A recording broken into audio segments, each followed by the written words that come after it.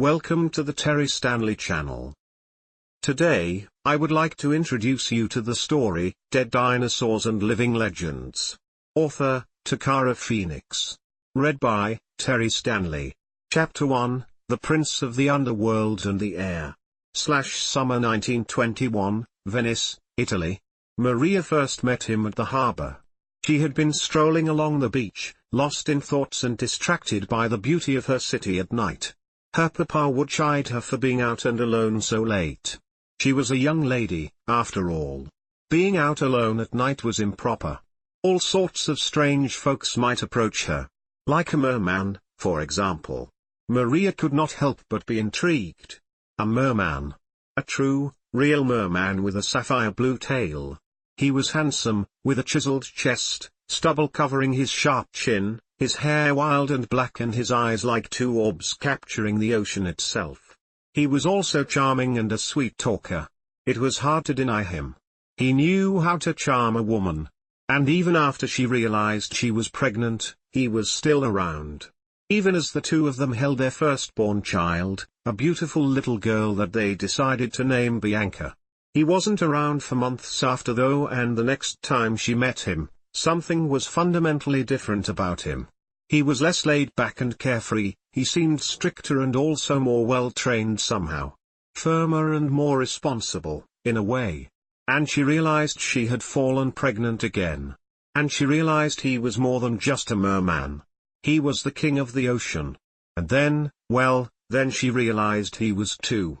He had first come to her as Poseidon, and as they met again after all those months, he had come to her as Neptune.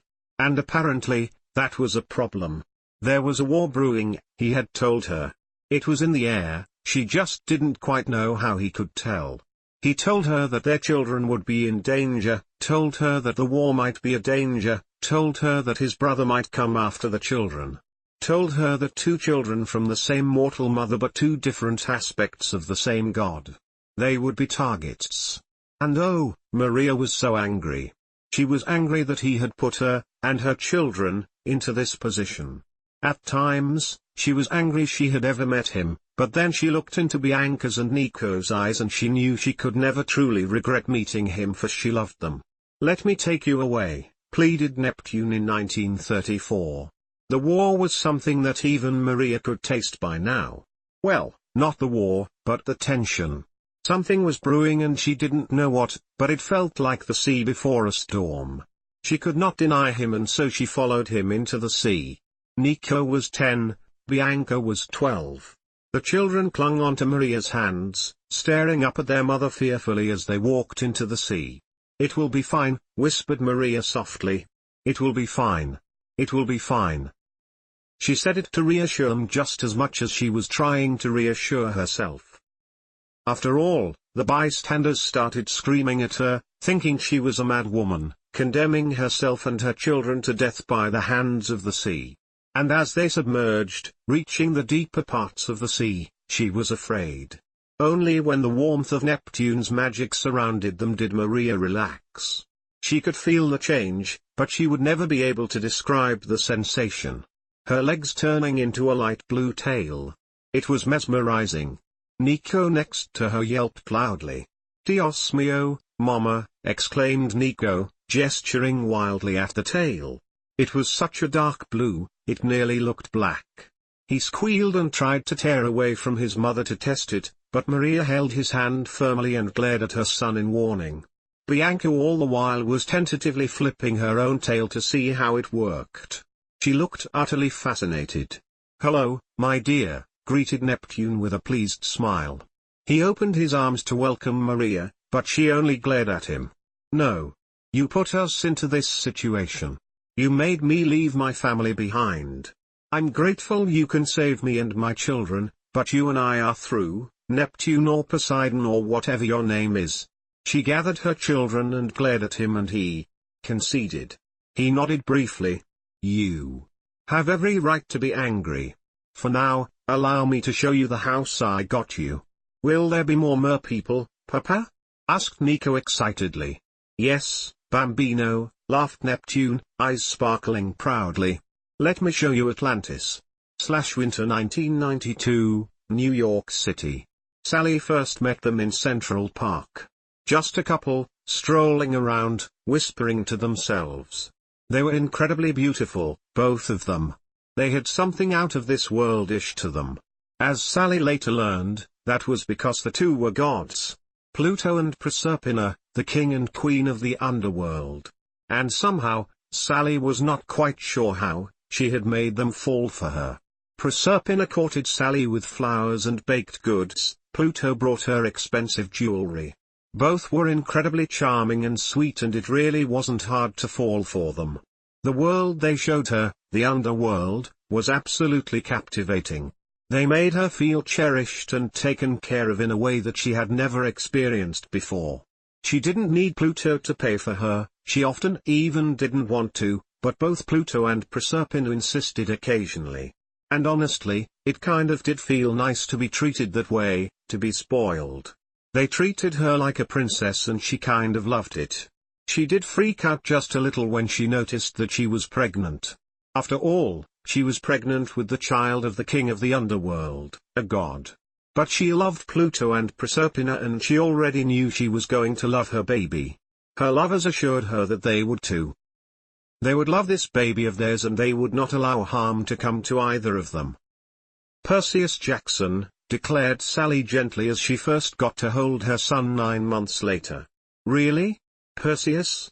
Really? Asked Pluto, utterly unimpressed. After my brother's son? After the one hero who got to have a happy ending, Pluto, stated Sally seriously, looking up at her lovers. Our son has to have a happy ending. And who knows, maybe your brother will feel so flattered, he won't try to smite my baby. What about that? Well, what with Jupiter's ego, that might just be a solid plan, laughed Proserpina. She leaned down to kiss Sally's forehead gently. The baby giggled and opened his eyes, watching his mom's. Proserpina's eyes softened as she got lost on the intense green of Perseus' eyes. So many shades of green, so bright and beautiful, as though they were encapsulating spring itself. Seems my magic worked its way into our little one too, whispered Proserpina proudly. She looked into Sally's azure blue eyes and into Pluto's pitch black ones. Yes, she had definitely added a little bit to their precious little baby boy. Perseus Jackson, heir to the underworld. /1997, Underworld. Pooh, uppy. Sally made a slightly strangled sound and leaned against Proserpina. The queen laughed softly, kissing Sally gently as the two women watched their son. Percy was happily playing with Cerberus, his favorite companion. Percy wasn't very good at making friends, sadly enough. Most kids thought he was weird. It was his underworldly heritage. Pluto felt guilty for it. Sally and Percy regularly visited the underworld. Percy loved exploring it, loved flying with Uncle Letum with the mighty black wings, loved splashing around in the rivers, regardless of how often he was told not to, but somehow Percy really loved water. Why won't you stay with us, love? Asked Proserpina softly, running her fingers through Sally's hair. Percy is clearly happy here. And you would be a queen here. I leave being a queen up to you, Pina, chuckled Sally, amused. I can't live down here. Percy and I, we belong in the world of the living. We will stay there as long as possible. Proserpina heaved a sigh. She knew things weren't as easy as Sally wanted them to be. She knew their mortal lover would not be able to keep living in New York with their demigod son. And Proserpina and Pluto were trying very hard to find a solution, a middle ground. Mummers, yelped Percy as he ran up to them, Cerberus hot on his heels. Proserpina laughed as she opened her arms to welcome the 4-year-old. She lifted him up into her lap so he could snuggle up to her, and Sally leaned in to kiss the top of his head. All that truly mattered was that their little boy got the happy childhood he deserved. "Wanna go and see what Papa is up to, my little prince?" asked Proserpina softly. "Yes," exclaimed Percy excitedly. "Papa?" He turned on the sad little kitten eyes, and neither of his parents were immune to those. Percy's favorite movie to watch were A Land Before Time and its sequel, and Sally and Proserpina could by now speak along to every single line of those movies. They really hoped this was the last of those. 1998, Underworld. Percy was scared. He wasn't supposed to run off alone, but he had been playing hide-and-seek with his big sisters Marcaria and Melinoe, and then he had gotten so excited that he kind of ran away to find a better hiding spot because he wanted to win. And now he was lost in a scary place. There were lots of scary see-through people. Mama and Papa said that they were ghosts and that he could see ghosts because he was the son of Pluto. It was nice that no one thought he was crazy for his imaginary friends down here. The other kids always made fun of him for it. "Hello, little one. Are you lost? You don't look like you belong here." Percy yelped softly and stared at the ghost in front of him. "You're pretty." The girl smiled and knelt down next to him. She was pretty.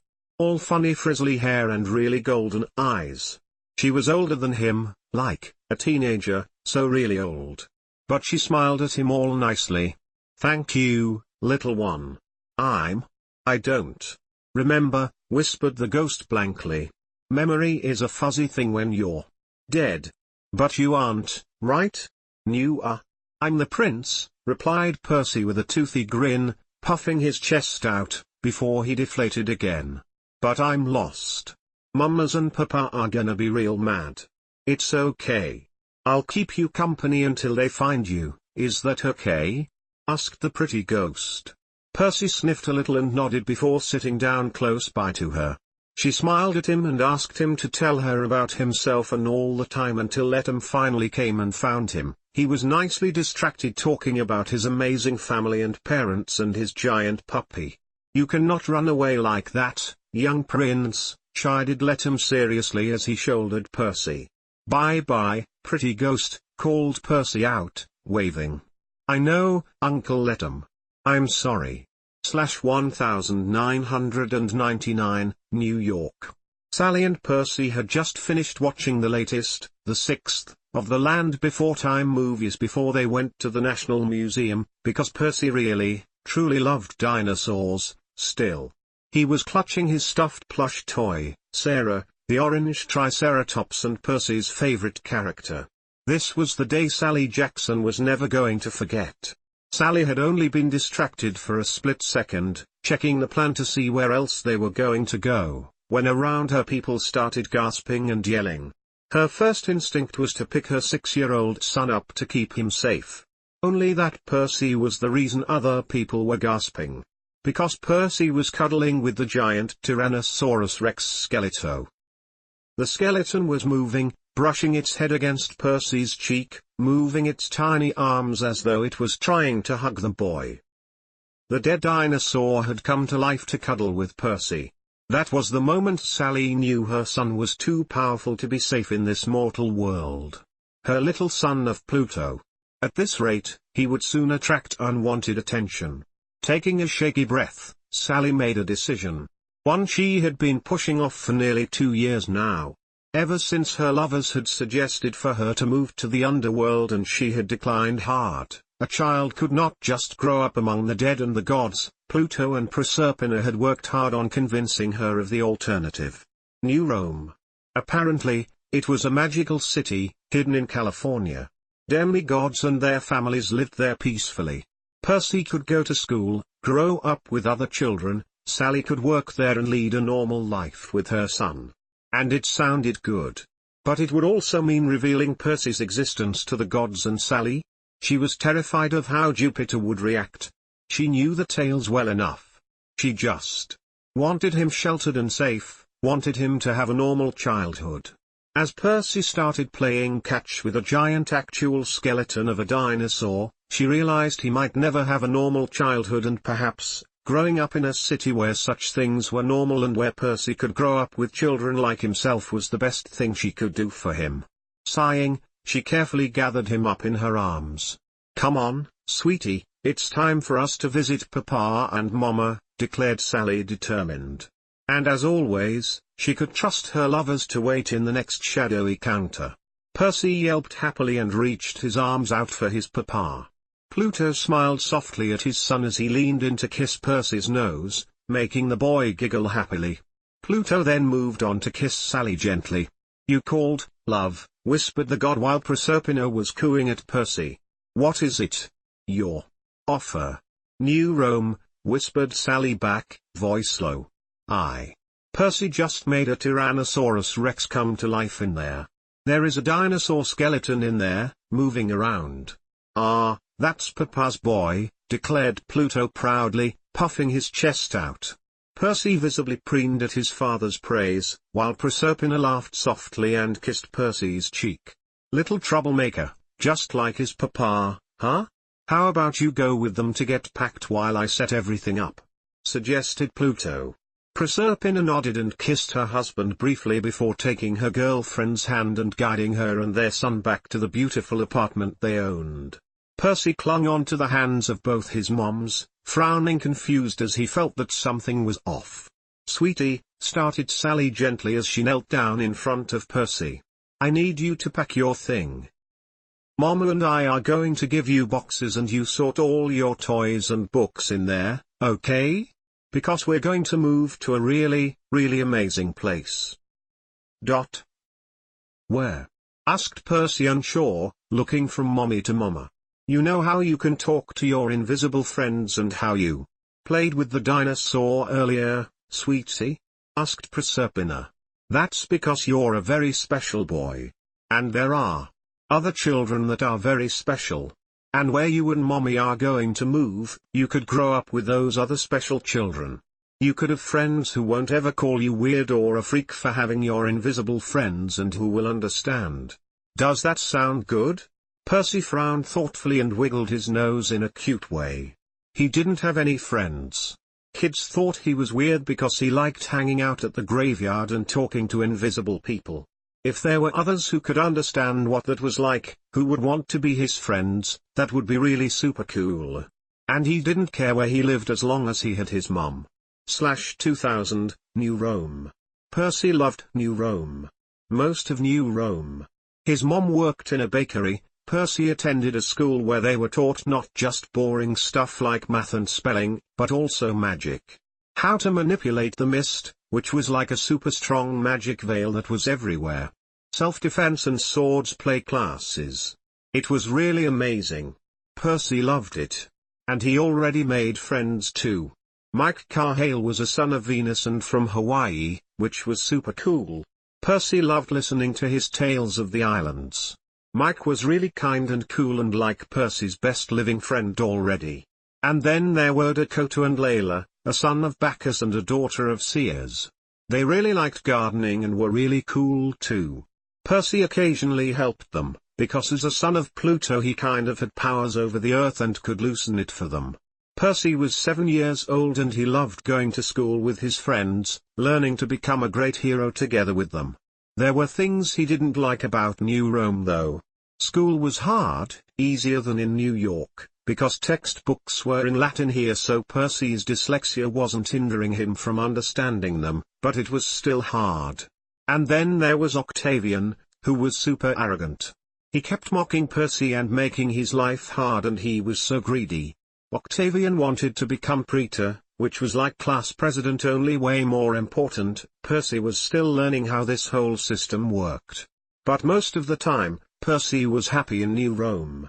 "Percy, tell Petrie to stop messing with my hair," yelped Layla. The daughter of Ceres was running around the garden, being chased by a skeletal pteranodon. Percy grinned broadly at his P. They were by now 6 movies into Percy's favorite movie series and Percy loved his dinosaurs still as much as he had as a little boy. Only that by now, he was strong enough not just to summon skeletons from the depth, but also the strength to keep them going. Okay, sadly not as many dinosaurs as he'd like to, but he had his 3 best undead dino friends. Sarah, Petrie, and Littlefoot. A Triceratops, a Pteranodon and an Apatosaurus. Mom had taught him all the proper names, even though Percy preferred the movie names for the races. They made way more sense to Percy, but oh well. Grinning to himself, Percy patted Sarah's head. "Percy," sighed Mike in a slightly chiding manner. "What?" "I think it's funny," giggled Percy, before sighing. Okay. Petrie, stop it. Come here.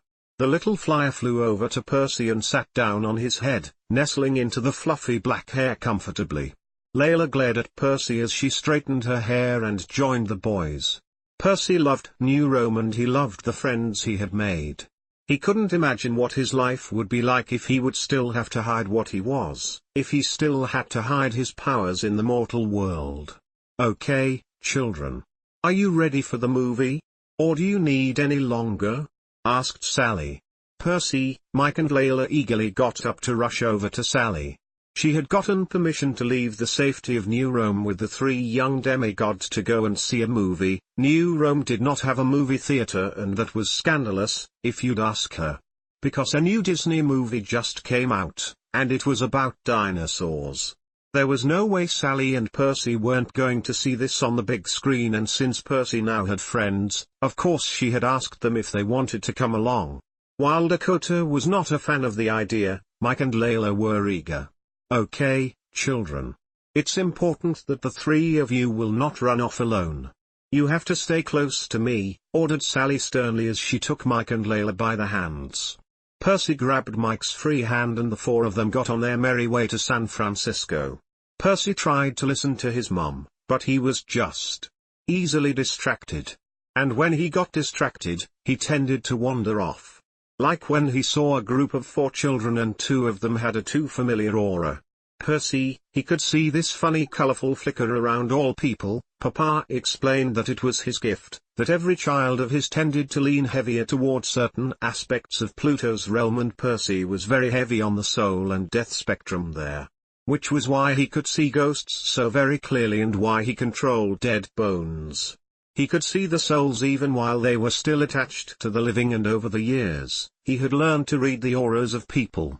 Children of Venus like Mike had a soft pink hue flickering around them, children of Ceres had this dark green flicker of an hour.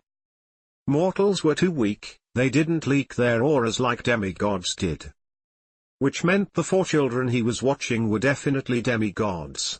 A tall blonde boy with dark blue eyes, who was talking in hushed voices with a tall girl with black hair with blue highlights, freckles sprayed over her cheeks. Each of them was holding the hand of a younger child. Both of the younger children were blonde, the girl at his hand and the boy at her hand. The 2 younger kids were about Percy's age. The curious thing were their auras though. The tall boy had a turquoise aura that Percy had already seen on Nathan and other children of Mercury, but the other 3 were the interesting ones. The younger girl's aura was dark gray in a way Percy had never seen before, and it made him curious who the godly parent was, because it was a god he had never met before. But the tall girl and the younger blonde boy, both their auras were black. A pure pitch black, just like Percy's, just like Papa's. Blinking rapidly, Percy tried to follow the 4 kids. Percy, you are not supposed to run off like that, please don't wander off. Percy frowned, irritated, not minding his best dead friend. Hazel, stop worrying. I'll be fine. I just need to catch up with them. I wanna know and understand. I'll be back before Mom notices. Hazel glowered at him as the ghost followed him. Percy was 7, he was totally going to be fine. He knew how to protect himself. Hazel just tended to worry. She always did, ever since they met years ago on the fields in the underworld, back before she remembered who she was. Percy had been actively seeking her out afterward, and being with a son of death had helped her regain more memories of her past life. Her name was Hazel Levesque and she was a daughter of Jupiter, but strangely enough she kept choosing his Greek name. Percy didn't understand that, who had been killed by a jealous, enraged Juno. Again, Hazel kept calling her Hera, which didn't make sense to Percy, as Juno tended to do with the affairs and children of her husband. That was cool though. Hazel was a child of one of the big 3 too, just like Percy. They became friends, the more often Percy went to visit her. Well, the 13-year-old girl probably felt kind of protective over Percy because he was still a child. But he didn't mind. He liked that she worried for him, it was nice. Perseus Cthonius Jackson, exclaimed Sally suddenly, grasping him by the arm. Percy winced. Middle name. Middle name was never good. Middle name meant Mom was mad. Percy's eyes were focused on the 4 children rounding the corner, disappearing out of his sight. With a sigh did Percy turn around to face his mom, the most effective kitten pout possible on his face to pacify his mother. Hazel next to him snorted and crossed her arms over her chest, hip coke. Moments like those were why Percy was glad he was the only one who could see her, most of the time, unless Percy concentrated his energy on materializing her, which he had done to introduce Hazel to his mom and to his friends so they knew who he kept talking to. "Mom, I'm sorry, I saw something interesting," mumbled Percy, knowing it was weak. "Ugh. You're like a kitten." "Oh, a butterfly, let's chase it," snorted Layla and rolled her eyes. "Not untrue," sighed Sally. "Layla, would you mind taking Mike's hand?" Layla shook her head and went to grab Mike's hand, while Sally took Percy's, staring sternly at her son. "Now come, children, or we're going to be late for the movie." Percy pouted a little, because he really wanted to know what the weird grey aura meant and why the blonde boy and the dark-haired girl had the same aura as Papa. But then he remembered that this was a Disney movie about dinosaurs. So he picked up his pace to follow them. 2001, Atlantis. Nico loved Atlantis. Time was weird here, that was true. His big brother had explained to him that merpeople were immortal, and by becoming merpeople, Nico and Bianca and their mama had stopped aging. Due to the magical fake sunlight and day and night cycles, it didn't feel like decades though. Nico knew that decades had passed since he left the surface world, that Italia was probably way different than when he had left it, but to him it felt more like merely months since he had left home. Mama was working at a jewelry store in Atlantis, and Nico and Bianca had to go to school in Atlantis with lots of other merpeople, which was the coolest thing ever. All the Greek and Roman gods, the ones he had always loved learning about, were actually real. All the monsters and creatures were too. It was completely amazing, and Nico was really in love with this city. "Can I keep her? Please, Mama?" asked Nico hopefully. Maria sighed, resting her head in her hands as she looked at her son. She then sat down at the table, flapping her tail a couple of times as she assessed her son. Nico was offering her the wildly effective puppy stare. Bianca was snickering to herself in the corner, knowing that there was no way Maria would be able to say no anyway. So Maria turned her attention to the other person in the room. Triton had the decency to look sheepish.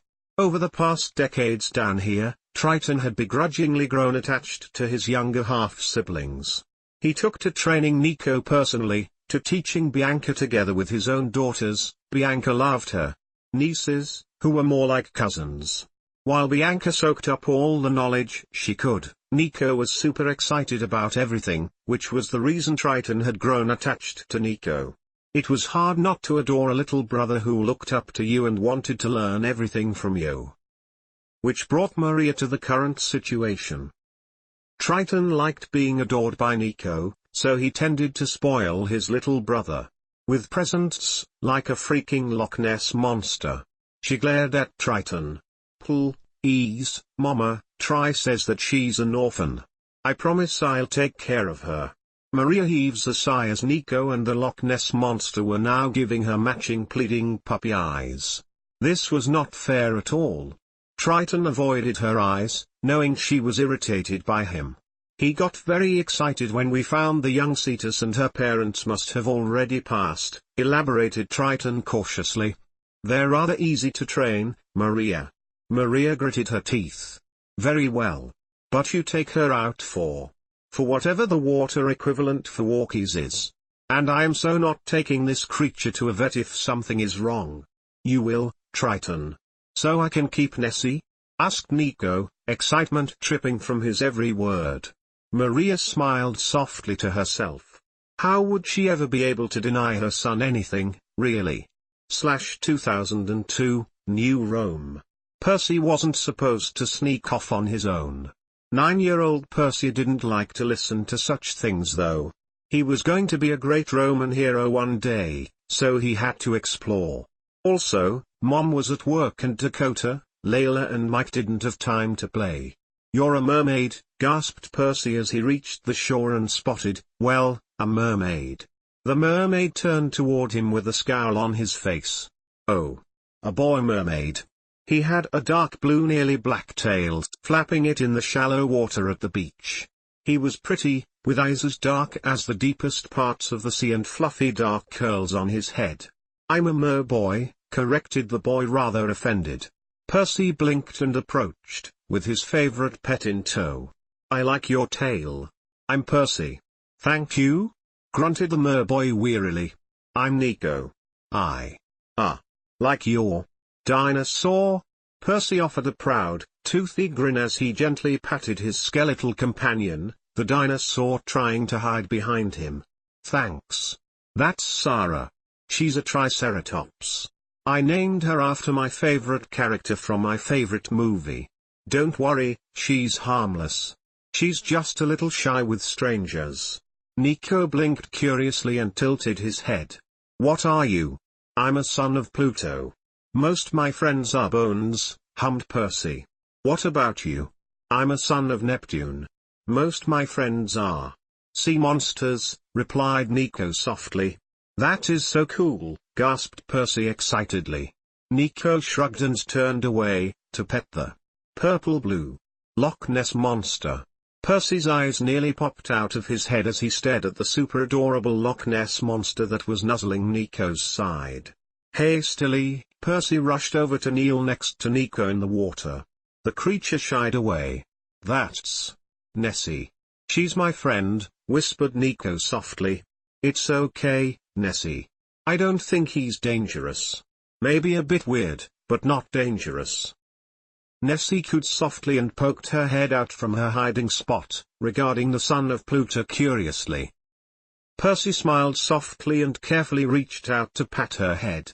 Nico all the while reached out for the Triceratops skeleton. It sniffed Nico's hand and nudged it. "So, you're a child of one of the big three," mused Percy curiously, tilting his head. "Where do you come from? What are you doing here? Will you come to New Rome now? Can you even?" Started Nico and faltered, averting his eyes. "Jupiter found out about me and my sister. We were at the surface with Mama and he. Mama and my sister are gone. Papa said it's too dangerous for me to stay in Atlantis, so he sent me here. To this Neo-Roma. To live with other demigods, to be known. So Jupiter can't try to kill me just like that again." Percy hummed and frowned. He turned to look at Hazel, who hovered close by with a concerned frown of her own. She knew what it was like to lose everything to a god. On impulse, Percy launched himself at the merboy and hugged him fiercely. At first, Nico was frozen, but then he clung onto Percy desperately and sobbed just a little. This might just be the first time Nico was allowed to feel the loss of his family. Percy held him for what felt like hours. "Percy? Sweetie, where are you? Dinner is getting cold." Percy turned a little toward where his mom was walking up to them. "Mom. This is Nico. He's a merboy. Can he stay with us? He just lost his mom." It took Sally exactly 0.5 seconds to make a decision when she saw the crying, scared child, the same age as Percy, who clung onto her son. "Of course you can. Hello, sweetie, I'm Sally. But I'm not sure our bathtub will be suitable for you." Nico blinked with his large, brown eyes up at the woman who smiled at him with the same kindness as his own mama used to. I'm Nico. And it's okay. I don't need a bathtub." He concentrated hard, the way Triton had taught him. The next moment, his tail turned into two legs. He stared at them in fascination. He had forgotten what it felt like to have legs. Percy helped him up and he slowly followed Percy and Sally off the beach, Nessie cooing and pressing her head against his thigh in support as she waddled up next to him. Was this his new life? "Why do you wanna take a stranger with you?" asked Nico in a small, unsure voice. "Because you're a child," stated Sally rather firmly, squeezing his hand a little. "I'm not going to leave you on your own, honey. You can stay the night at ours, get a proper meal into you, and tomorrow, We'll go to the Senate and you tell them what happened to you, MH? We'll take it nice and slow and I'll help you with everything, Nico. You're not alone. Nico's heart fluttered at that as he stared up at her endearingly. This woman was warm and kind, like his own ma'am. The thought instantly made him miss his mother and sister. Honestly, could barely remember what had happened exactly. They had been by the cliffs, Bianca and Nico playing with a dolphin, and then a storm. And lightning. So much lightning. Percy, honey, why don't you show Nico your room and give him some clothes? Suggested Sally gently as they reached a pretty, blue house. I'll go and check on our dinner. Percy nodded and grabbed Nico's hand to pull him along. The son of Neptune stumbled after him, still unsure about those legs and feet. Nessie and the dead dinosaur followed Percy and Nico up the stairs toward a bedroom that claimed Percy in blue glitter paint. Nico startled as he was attacked by a skeletal bat. No, wait, also a dinosaur. This boy was incredibly weird. So you lived in the ocean? With other merpeople? How was that? Asked Percy eagerly. It was cool, replied Nico subdued. My mama made jewelry out of corals and pearls and the treasures of the sea. My big brother Triton, he taught me and my sister Bianca how to fight and how to behave like a merman. Nico paused and watched how Percy rummaged through the closet. You're living with demigods. How is that? I only know them from the myths. It's awesome. Here, catch, stated Percy, throwing a shirt and jeans at Nico. They all have different powers. My friend Mike is a son of Venus. He can sing really prettily and charms PQ into doing what he wants. Well, he's not really good at it yet. And my friend Layla is a daughter of Sears, she speaks to flowers and can control plants. And my friend Dakota is a son of Bacchus, he controls plants too, especially grapes, and he throws the best parties. Nico just hummed and got dressed. He was way too exhausted and distracted to really focus on what the odd boy with the dinosaurs was telling him. He needed to calm down and, yes, he really needed a warm meal, as Sally had suggested. And then he would see what would come next. 2005, New Rome. Nico was laying on his back on his bed, staring at the pictures he had pinned to the underside of Percy's bed above him. Pictures of merpeople, the last photos of his family he had. Over the past 2 years, he had gotten very used to New Rome. Percy had introduced him to all of his friends and showed him around. Sally was a kind and caring not mom but close who had opened her home and heart to Nico and taken him in when he had no one else. The Senate had allowed for Nico to stay with Sally, trusting her with him, and he was grateful for it by now. They got a bunk bed for Percy's room and Nico moved in with them. He had grown really attached to the weird son of Pluto. Percy was kind and funny and nice and he was Nico's very best friend. He knew exactly what to say and do to cheer Nico up whenever Nico fell into a hole, missing his mom and sister, even though he had gotten better with it, because Sally made him go and see a psychiatrist to help him deal with his grief and the trauma. Nico was glad that he had met the Jacksons. He would never be able to express just how grateful he was to them, for giving him love and a home and care. That Percy was so willing to share everything with Nico, his home, his room, his mom, his friends. Sharing a room with Percy was pretty cool, most of the time. They stayed up really long at night playing Mythomagic, or gossiping, or even playing with their weird companions. The dinosaurs had really taken to Nico, while Nessie seemed to adore Percy. Right now, Littlefoot the long-necked dinosaur was curled together half on top of Nico, still asleep while the son of Neptune was wide awake. He had woken up from another dream about how his mom and sister had died and he never could fall back asleep from those. Suddenly, a head popped down. I have an idea, started Percy with a bright grin. No, grunted Nico with a deadpan. Percy deflated a little. But you haven't even heard it yet.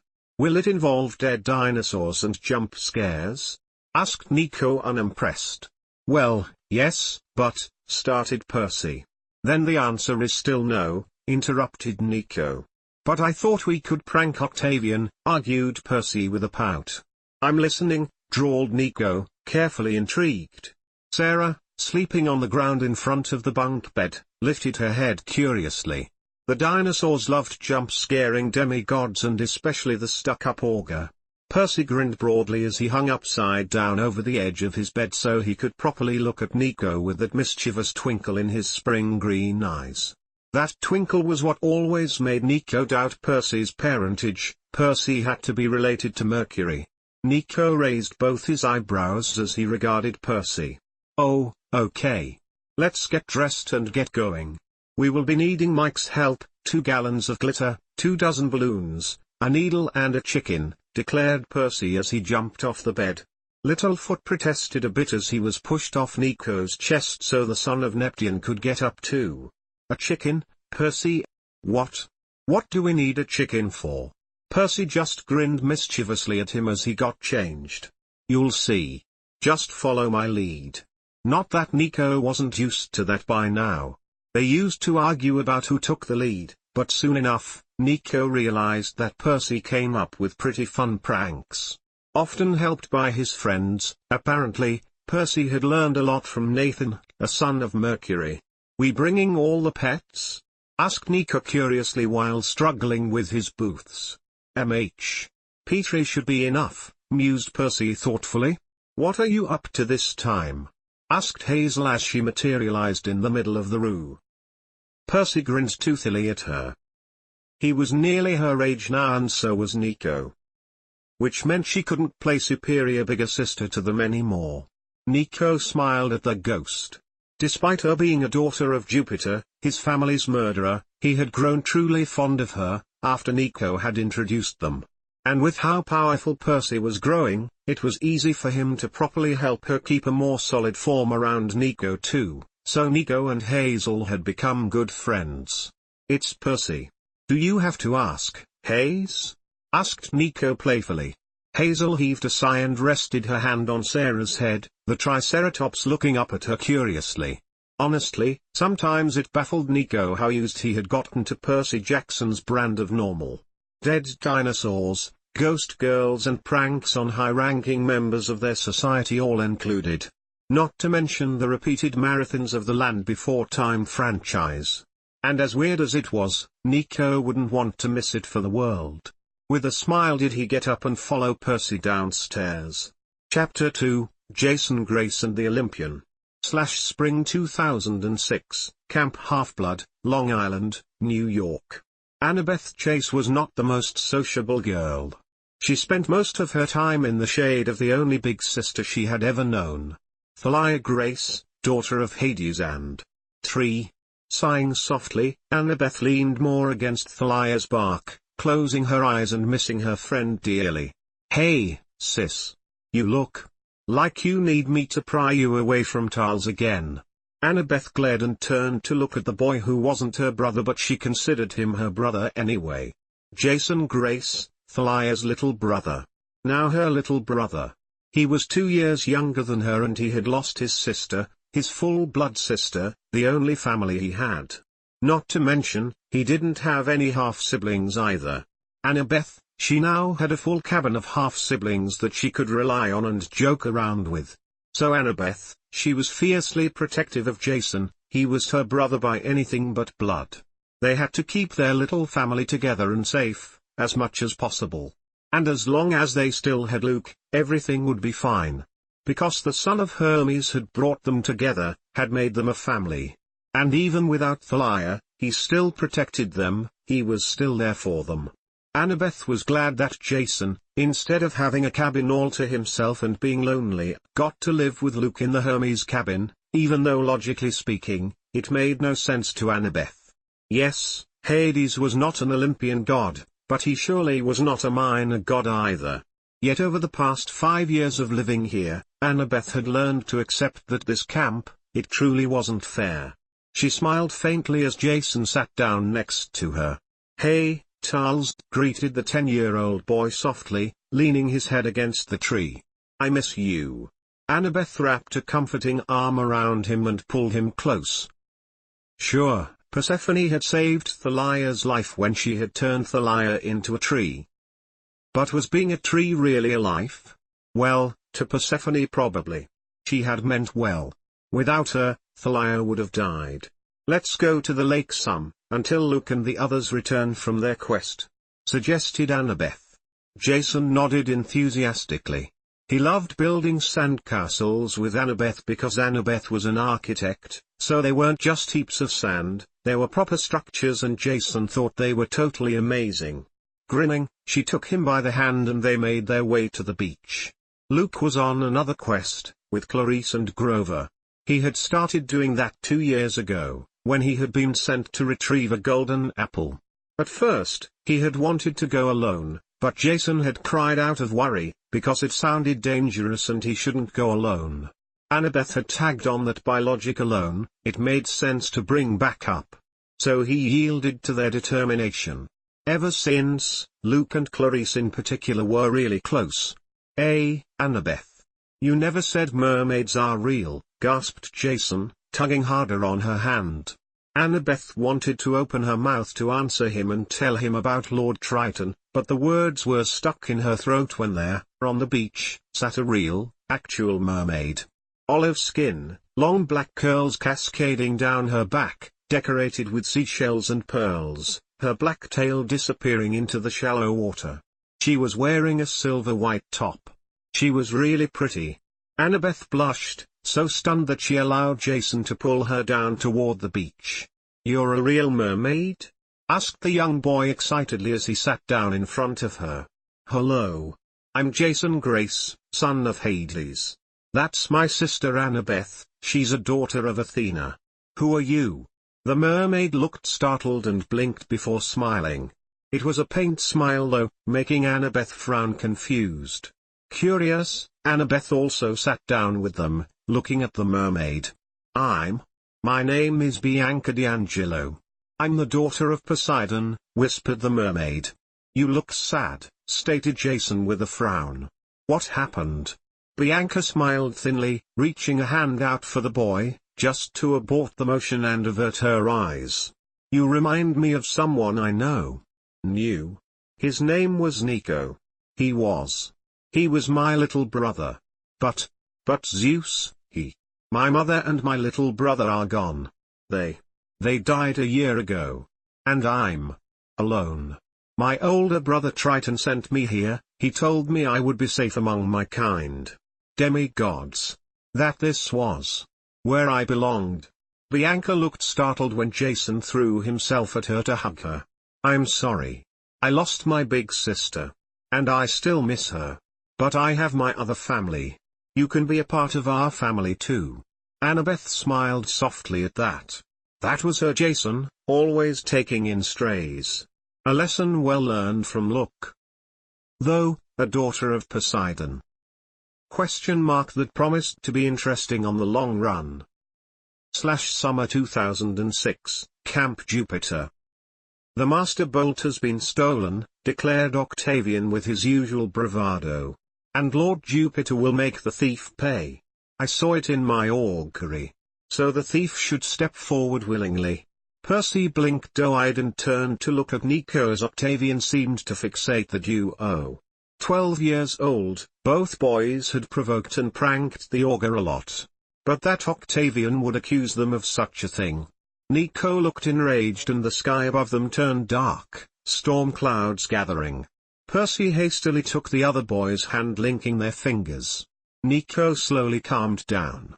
Percy had that effect on the other boy. He guessed it was because Percy was a son of Hades and balanced life or something, so he had a soothing effect on souls. He wasn't really sure. The two boys returned home together, Nico stomping all the way, glaring viciously. Sally looked startled and concerned at that. And she wasn't alone either. Percy's entire face brightened as he threw himself at his father. Pluto chuckled fondly, engulfing the boy in a tight hug while Proserpina patted his hair gently and motioned for Nico to join them. Over the past nearly 4 years of living with the Jacksons, Nico had gotten used to the two gods occasionally dropping by. Apparently, they were still very much involved with Sally. Nico knew his mama and papa had not been together anymore, and thus, Poseidon had kind of stopped dropping by. But Nico wasn't going to fault Percy's good parents for his own father's lack of care. Sighing, Nico sat down next to Proserpina. "What has you so angry, child?" inquired Proserpina curiously. "Octavian, that bag of dogs, said that the master bolt has been stolen, and then he kept staring at me and Percy," growled Nico angrily. "Like he was accusing us." "He was, my boy," sighed Pluto, causing both preteens to look at him. "The symbol of my brother's powers has been stolen. You two, the son of Pluto and the son of Neptune, you're the main suspects. Only that. My symbol of power has also been stolen. My helmet of darkness. So, what? I'm the only main suspect now?" asked Nico defensively. "I don't quite see that," grunted Pluto and shook his head. "I know you and Percy always stick together." "No, but I'm here to send Percy on a quest. And if you wish to, you can accompany him." "A quest?" echoed Nico and Percy, stunned, staring wide-eyed at the god. "To return both items. To clear your own names and to appease my brother," confirmed Pluto. Both boys instinctively turned to look at Sally for permission, and she just heaved a sigh. "Oh, they asked me first. No, I can hardly keep you from it. You're demigods. Heroes. And you're nearly 13, I know you've both been whining about going on quest. But be safe, you hear me?" Sally paused to turn toward her lovers instead. "But if a single thing happens to either of my boys, there will be literal hell to pay for the both of you. Am I clear?" "Yes, Mom," chorused Percy, Nico, Pluto and Proserpina obediently. When Percy turned toward Nico, both boys cracked a smile. Their first official quest. Little did they know that at the very same time, at a very similar place as their home, the very same quest was given to two other children of Hades and Poseidon. Bianca and Jason, together with Annabeth, accepted the quest to retrieve the Master Bolt. And despite all five of them looking for the same thing, they managed not to run into each other. While Annabeth, Jason and Bianca were outsmarting Medusa, Nico was fighting Echidna. As Percy was battling against Mars, the three Greeks were stuck at the Lotus Hotel and Casino. And when Nico and Percy victoriously returned the two symbols of the gods, the Greeks were simply informed that the symbols had been returned, making it look like the real thief had backed down in the face of Zeus' wrath. While this mission was not a victory for the Greeks, it was one for the Romans. And Nico and Percy found themselves highly celebrated. They were laughing delighted with Mike, Dakota and Layla, while Octavian kept glowering at them. Even their current praetors, Gwen and Nathan, praised the two boys highly. It sure was the most amazing birthday Percy had ever had. "You're now officially Roman heroes," stated Layla with a broad grin. "In one line with Aeneas and Romulus. This is amazing. I can't believe you fought against Lord Mars." To Nico and Percy.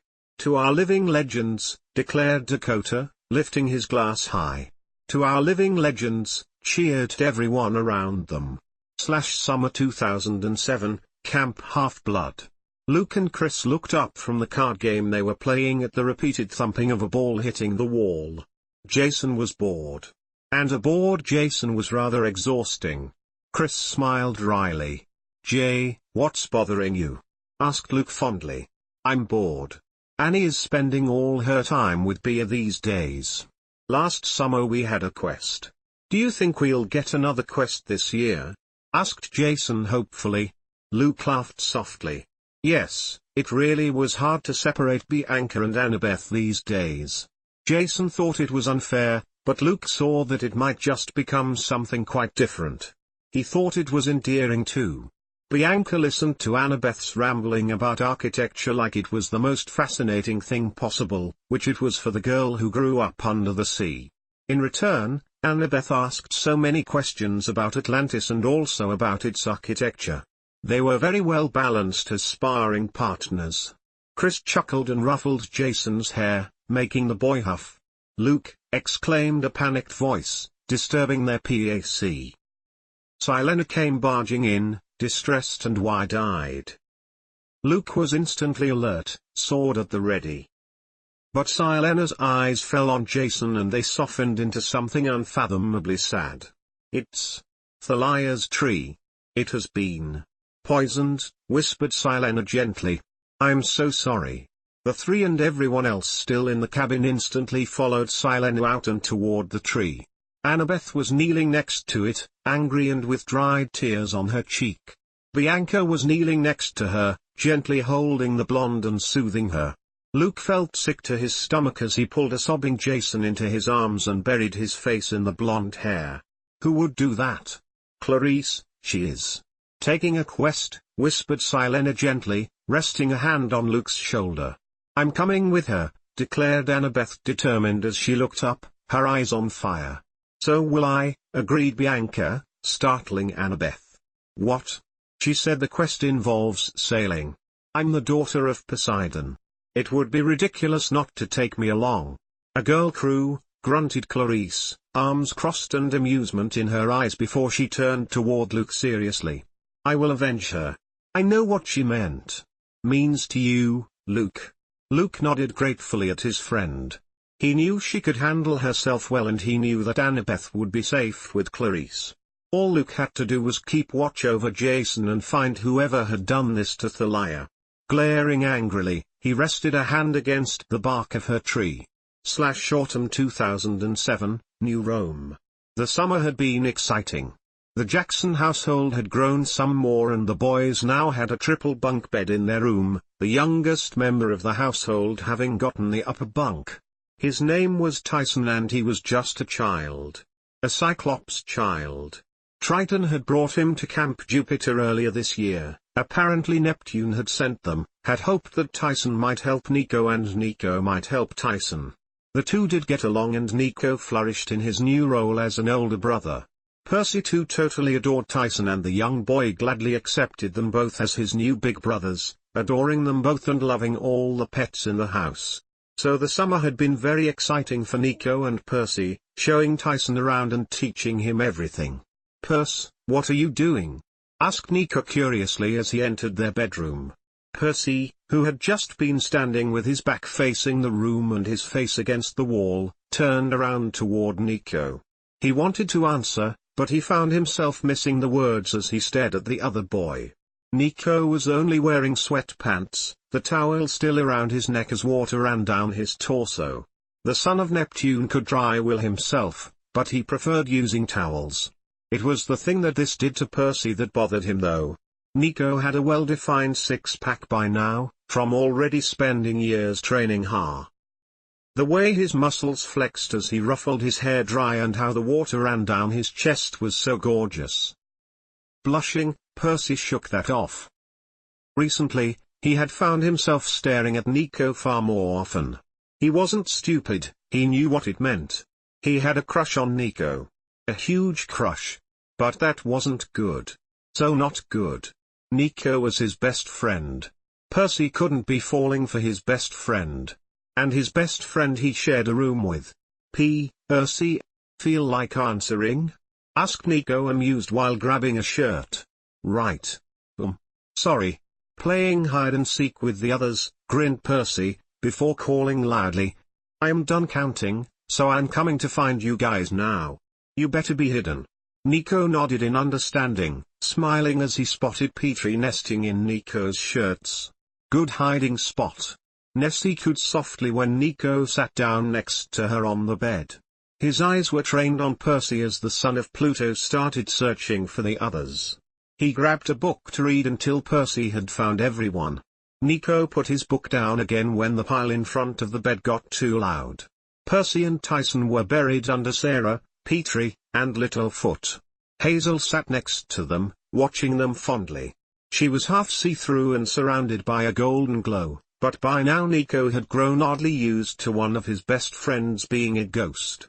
It did give her an unfair cheating advantage in hide-and-seek though, one she had undoubtedly used considering the cute pout on Percy's lips. They made the perfect picture and it made Nico smile amused. Who wants to go to the beach? Nessie could use a swim, declared Nico. Me, exclaimed Tyson eagerly and jumped up. Me. Beach sounds good. You boys are so holed up at home all the time, the highest of your feelings is the training arena, agreed Hazel in that chiding big sister tone she never had shaken off. Together, they left the house and headed out toward the beach. He too found himself missing the ocean often, so it was nice to go there together with Nessie. His faithful Cetus companion was the only reminder he had left of his life in Atlantis. And while he still longed for it at times, he was also happy here. With Percy, Sally, Tyson, their friends. Especially after the last summer, when Nico and Percy got to prove themselves as heroes. It had been truly exciting. Fighting side by side with Percy, slaying real monsters, fighting for the good. Nico smiled just thinking of it. There's a ship, stated Tyson curiously, pointing into the distance. Nico and Percy frowned and exchanged a look as they walked closer toward the water. Nessie cooed happily as she waddled into the water and submerged. Percy had a hand in his pocket, undoubtedly gripping Riptide tightly. He had gotten the sword from the gods as a reward after returning the Master Bolt. Nico, he had gotten a shield. The Aegis. Or, well, an Aegis, forged with the head of Medusa. The upside of monsters dying repeatedly. You could mass-produce with their trophies. It was also really handy because it retracted into a watch. That's something like a boat, muttered Nico skeptically, hand on the handle of his own sword. It wasn't much of a boat, rather shabby, and as it hit the shore, it looked ready to come apart. But the Latina stepping down from it looked every bit like a queen as she held herself tall and proud. And who might you be? Asked Nico, pushing Nessie and Tyson behind himself. I am Raina. I'm a daughter of Bellona, stated the girl fiercely. I'm here to seek shelter. I was sent this way, to find a place, a safe haven for demigods. Judging by your company, I assume you are demigods. Can you show me the way? Somehow, Percy didn't like the awestruck way in which Nico stared at Raina. Sure. We can show you to New Rome. After you tell us where you come from. I come from an island that was destroyed by some troublemakers, replied Raina, holding Nico's gaze the entire time she spoke. I have no place to go and I have no one left. Sounds like New Rome is exactly where you belong, declared Percy with a friendly smile. Little did the boys know that this was the beginning of a beautiful friendship. One that was formed and strengthened only months later when Raina joined the boys on a quest to Mount Othris, where they ended up battling Atlas. After all, it was the Romans' home turf. They had to take care of this and had to send their best heroes to do so. Nico and Percy. But Raina? She had trained hard and worked hard, harder than anyone else. She was an exceptional fighter and she was an exceptional leader. Something that Percy and Nico, admittedly, could use. Sure, they had proven themselves, but both were rather reckless. Percy tended to throw himself into danger head first and Nico, without a second thought, jumped right after him to make sure someone got Percy's back. Raina? She proved to really have their backs too and to know how to control them. She earned her place among them, and with it, the friendship between Nico and Raina was born. Summer 2008, entrance to Daedalus Labyrinth. You kids be safe. This is dangerous, warned Sally seriously, hugging Percy tightly. The Labyrinth of Daedalus had appeared all over the place, an entrance even inside of New Rome, another seemingly leading to Alcatraz. New Rome sent a quest out to scout and destroy it. Nico and Raina stood grimly at either side of Percy, weapons and backpacks with provisions at the ready. Hazel stood behind Percy, determined to come along too. A ghost who could literally go through walls seemed mighty helpful with the labyrinth, and Percy's connection to the underworld, or generally the world under the surface, would prove to be rather useful too. Nico and Raina dropped their badass attitude as Sally walked over to them and pulled them both into a hug too. Tyson stood pouting behind Sally. The Cyclops was dying to go with them, but Sally deemed him too young to go on quests. Percy looked up at Tyson seriously. Listen up, you got a really important mission too, Ty. You keep Mom and the others safe while we're gone, okay? Who knows what will come through that entrance, warned Percy. Tyson puffed out his chest, rather proud of the responsibility, before he hugged Percy tightly. Nico smiled softly. He loved that Percy knew how to talk to Tyson. Nico himself, he was still struggling a lot with the sudden role of being a big brother. Time to go, boys, ordered Raina, shoulders square and eyes sharp. The quest itself was hard and weird though. The labyrinth was confusing and they got separated on the way, Nico and Raina, Percy and Hazel. Percy was glad he had her to rely on. Even though he was by now older than her, physically speaking, she never shed the fussing big sister mindset that she has had ever since she had first found the crying little boy in the underworld. Nico and Raina will be fine. They're strong and well trained, assured Hazel gently. He sighed softly as he looked at her. He knew that. Of course did he know that. But it didn't change just how worried he was. Nico was his Nico. A thing he had come to terms with over the last year. 14-year-old Percy was ready to admit that he was totally in love with his best friend. Every time Nico and Percy sat together all night, whispering oh so softly when Nico woke up from a nightmare, when both would watch movies together, when they cooked together and laughed together and trained together and yes also when they went on their quests together. "You're so cute," whispered Hazel with a small giggle. "Oh, don't try to hide it." Percy blushed and ducked his head, glaring at Hazel as they continued on their way, until they ran straight into a blonde girl. The girl was instantly weary and had a dagger to Percy's throat. He was so startled that someone else aside from him and his friends was down here, he nearly forgot to react. Only for a moment though, and with the help of Hazel, the blonde girl startled for long enough so Percy could get Riptide out and block her knife. He stayed tense, though he was stunned as he saw the aura surrounding the girl. Dark grey like storm clouds swirling close around her. In all his life, he had ever only seen such an aura once. What are you?" asked Percy tensely, holding tightly onto Riptide. The girl looked like a Valkyrie, fierce and deadly. But damn, that bright orange shirt she was wearing was tacky as heck. Wait. He really needed to spend less time with Mike. The son of Venus fashion taste was kind of rubbing off on him. He took a step back. "Annabeth. Where are you?" called a voice from behind. The blonde, Annabeth, turned toward the female voice. "I'm right here, Bea." "Percy, I found Raina," urged Hazel on, poking her head through a wall. By the time Annabeth turned back toward the weird boy in purple, he was gone. He and his house ghost, or whatever that had been. Glaring, she contemplated following him, but in the end, when Bianca called her name again, she rushed over to her. Bianca. Her ears burned. Was this bad? That they were something, but Annabeth was not brave enough to ask what. They had shared looks and moments, and according to Silena, those mean something. But according to Silena, Annabeth also ought to talk to Bianca about this, and how could she? She was a daughter of Athena, feelings were not her forte. And whenever Bianca smiled at her, Annabeth felt like all words were failing her anyway, so there was no physical way of expressing herself anyway. Focus, Annabeth, this quest is important, she berated herself. And it was.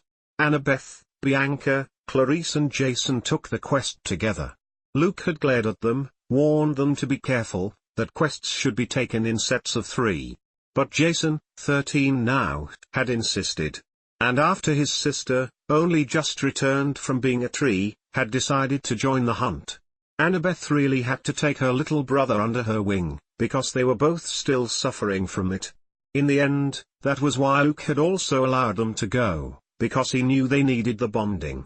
And it had not helped when they had run into Rachel Elizabeth Dare, the annoying redhead who had already tried to ruin Annabeth's trip to the dam with Bianca, the closest to a date she had ever gotten. And now Rachel was all over Bianca. Annabeth hated it, she hated it. Silena told her to get her act together and just tell Bianca, but that was really not any useful advice. Chase, where did you wander off to? asked Rachel, irritated. Annabeth glared back at her and the tension was thick. Bianca sighed and stepped in between them, resting a gentle hand on Annabeth's shoulder. She blushed at the daughter of Poseidon, until Jason did his ever inappropriate gagging noises. Sometimes, Annabeth just wanted to push him off a cliff. She came to regret those thoughts not even an hour later when Jason was just missing. Only Jason wasn't really missing. He had kind of accidentally exploded off into an island. If that made sense. It didn't really, not to him. He had just been at Hephaestus' workshop, now he woke up in the arms of a beautiful, caramel-haired girl. "Hello," whispered the girl gently as she brushed his hair out of his face. "I'm Calypso." For the first time in his life, he understood For the first time, he got why Annabeth always acted so stupid around Bianca and why intimidating Beckendorf turned into a soft puppy for Silena and why Clarice blushed when with Chris. The 2 weeks Jason spent on Ogygia with Calypso, he learned what love actually felt like. By the time Jason was fully healed again, he knew he could not leave without her. He could not leave her behind like everybody else always had. "Jason," sighed Calypso softly as they stared at the raft that had appeared for him. "Just go, please. You said your family would be waiting for you. You can't take me with you." Jason frowned at that. No. He refused to do that. His eyes found the darkest shadows close by, where Calypso's hut threw a long shadow in the evening sun. Okay, he could totally do that. He wasn't the liar, he wasn't as strong as she, but he also wasn't the liar, he was not going to abandon someone he cared about just like that. He grabbed her around the waist, startling her, pulling her close. And then he concentrated on the shadows, opening them up. Calypso made a surprised sound as she clung tightly onto him.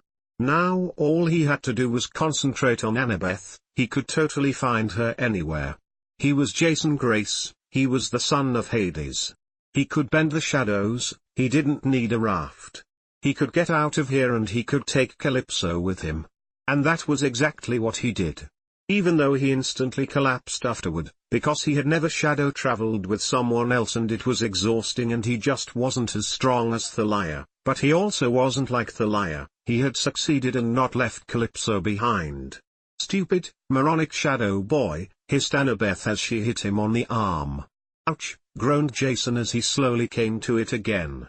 "Boy, you are in so much trouble," chuckled Bianca fondly.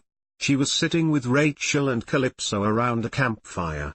He blinked blearily as he came to it again fully. He really had done it. He was a hero, all on his own. Without Luke, or Thalia, or Annabeth. Just him. The thought made him crack a smile.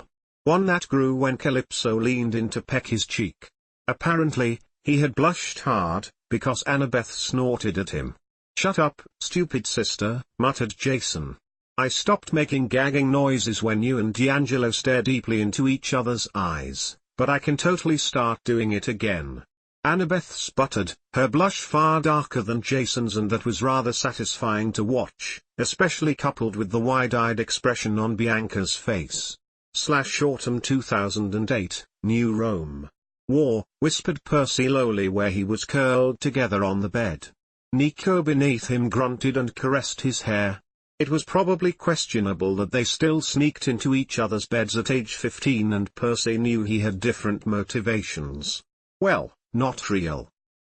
The motivations were still the same, seeking safety, warmth, and the one person they knew understood them. It were the feelings this invoked in him that made him feel guilty. "Look at what we've been through in the past 3 years, whispered Nico back, lips pressed against Percy's hair.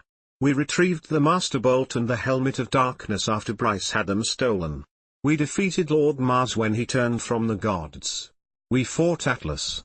We fought the armies of Lord Saturn in the labyrinth before it collapsed. You and me, together." Percy smiled faintly at that, heart fluttering. "Just you and me? What about Raina?" Nico grunted, confused by that. "Well, yeah. Raina, Mike, Dakota, Layla, Nathan and Gwen and everyone. It's a war, Perce. You fight a war with an army. No, I mean. Because you said. You and I not, you know, you and I and Raina, muttered Percy a little frustrated. I thought, you and her, you spent a lot of time together. And all. Are you asking me if I'm dating her? Asked Nico confused. Well, drawled Percy before he gathered his wits because they were about to face a war and he was not going in not knowing where things stood. Yeah. I mean, it's okay. We're best friends and I figured you'd tell me, you know. Nico shifted a little uncomfortably, staring at the wall. We kissed. Once. And I realized I really don't like girls. I thought we could date too, because I never got along with a girl the way I do with her. I thought that meant that I loved her. But I think I'm gay. Gay? Echoed Percy stunned, staring wide-eyed at the son of Neptune, but he backtracked fast when Nico retreated from him. That's totally okay. I'm just surprised. I'm not judging you. I mean, I think I'm half gay? I like boys, but I also like girls. Half gay? Repeated Nico before he laughed softly, burying his face in Percy's neck. You're adorable. That's called bisexual. There's a term for it. Oh, grunted Percy surprised. How? Do you know that? I talked to your mom, admitted Nico flustered, scratching his cheek. After I kissed Raina and realized I didn't like girls like that, I totally freaked out. It was one of the weekends you were in the underworld with your other parents. I talked to Sally. She was super supportive and did a lot of research with me and told me that it's okay and all. Your mom is amazing. I know, grinned Percy a little. Maybe I should talk to her about this too. Well, for now we're going to war, huh? Grunted Nico, patting his hair. We got training early tomorrow morning, so we're prepared for the war to come. So we should really sleep. Sleep. Sounds good, nodded Percy carefully. Good night, Nico. Night, Perce, replied Nico gently, pulling the blanket close. The only sound in the room was the loud snoring from Tyson and Nessie as the boys drifted off. Winter 2008, Battle of Manhattan. Bianca sat solemnly outside the room of the hotel they had occupied after New York succumbed to Morpheus slumber. She watched Beckendorf and Silena, kissing and clinging onto each other. Drew Tanaka had betrayed them. Betrayed them for the lure of power and fame. Silena felt like she had failed and she had thrown herself into this war, even though she was not a fighter. But she had fought tooth and nail to convince Clarice to join even when Clarice didn't want to. Will said that Annabeth isn't going to wake up anytime soon, stated Luke casually as he slid down next to Bianca and sat down. But I figured you might want to be with her. MH? Grunted Bianca confused, blinking dazed as she looked at him. He sighed as he turned to lock eyes with her. I'm sorry this is all piling up on you, Bianca. A girl should throw a better sweet 16 than one organized by her murderous grandpa. But I really think that whatever happens tomorrow, you should talk to her about your feelings. Bianca averted her gaze and flushed a little. It was true that Annabeth made her feel things. Odd things, these days. Bianca used to have a huge crush on Silena and a slight one on Thalia, in the short months she had known the daughter of Hades, but Annabeth? It was so much more intense. You're maybe right, sighed Bianca and squared her shoulders. Luke offered her a half-smile as he patted her on the shoulder in silent motivation. When Bianca entered the hotel room where Annabeth had been brought to after getting injured during the fight today, she instantly spotted both Graces on either side of Annabeth's bed. Things between Thalia and Jason were still a little tense after she had joined the hunt to avoid being the child of the prophecy. But both cared deeply for Annabeth and worried about her. Hey, how is she? Asked Bianca softly. Good, grunted Jason, looking at Bianca for a long moment. Come on, Thales. You haven't met my girlfriend yet. Callie is somewhere around here, helping the Apollo kids. And I haven't shown you my cool new puppy either. Her name is Mrs. O'Leary and you're gonna love her." Bianca smiled faintly at him. He had grown up a lot since she met the little wide-eyed boy. As always, the thought made her wonder what Nico would be like now. How grown-up teenage Nico would be, how he would have fated in this war. Jason nodded at her, like a silent blessing that he approved of her finally figuring things out, before he led Thalia out of the room, leaving only Bianca and the still unconscious Annabeth back in the room. "Annie," whispered Bianca gently as she sat down next to the blonde, taking her hand. "You really scared me there, girl. You can't be. I'd have to go on a quest with Jason to retrieve your soul from the underworld then. And you just know that would be a mess, right?" Annabeth laughed softly, giving away that she was indeed awake.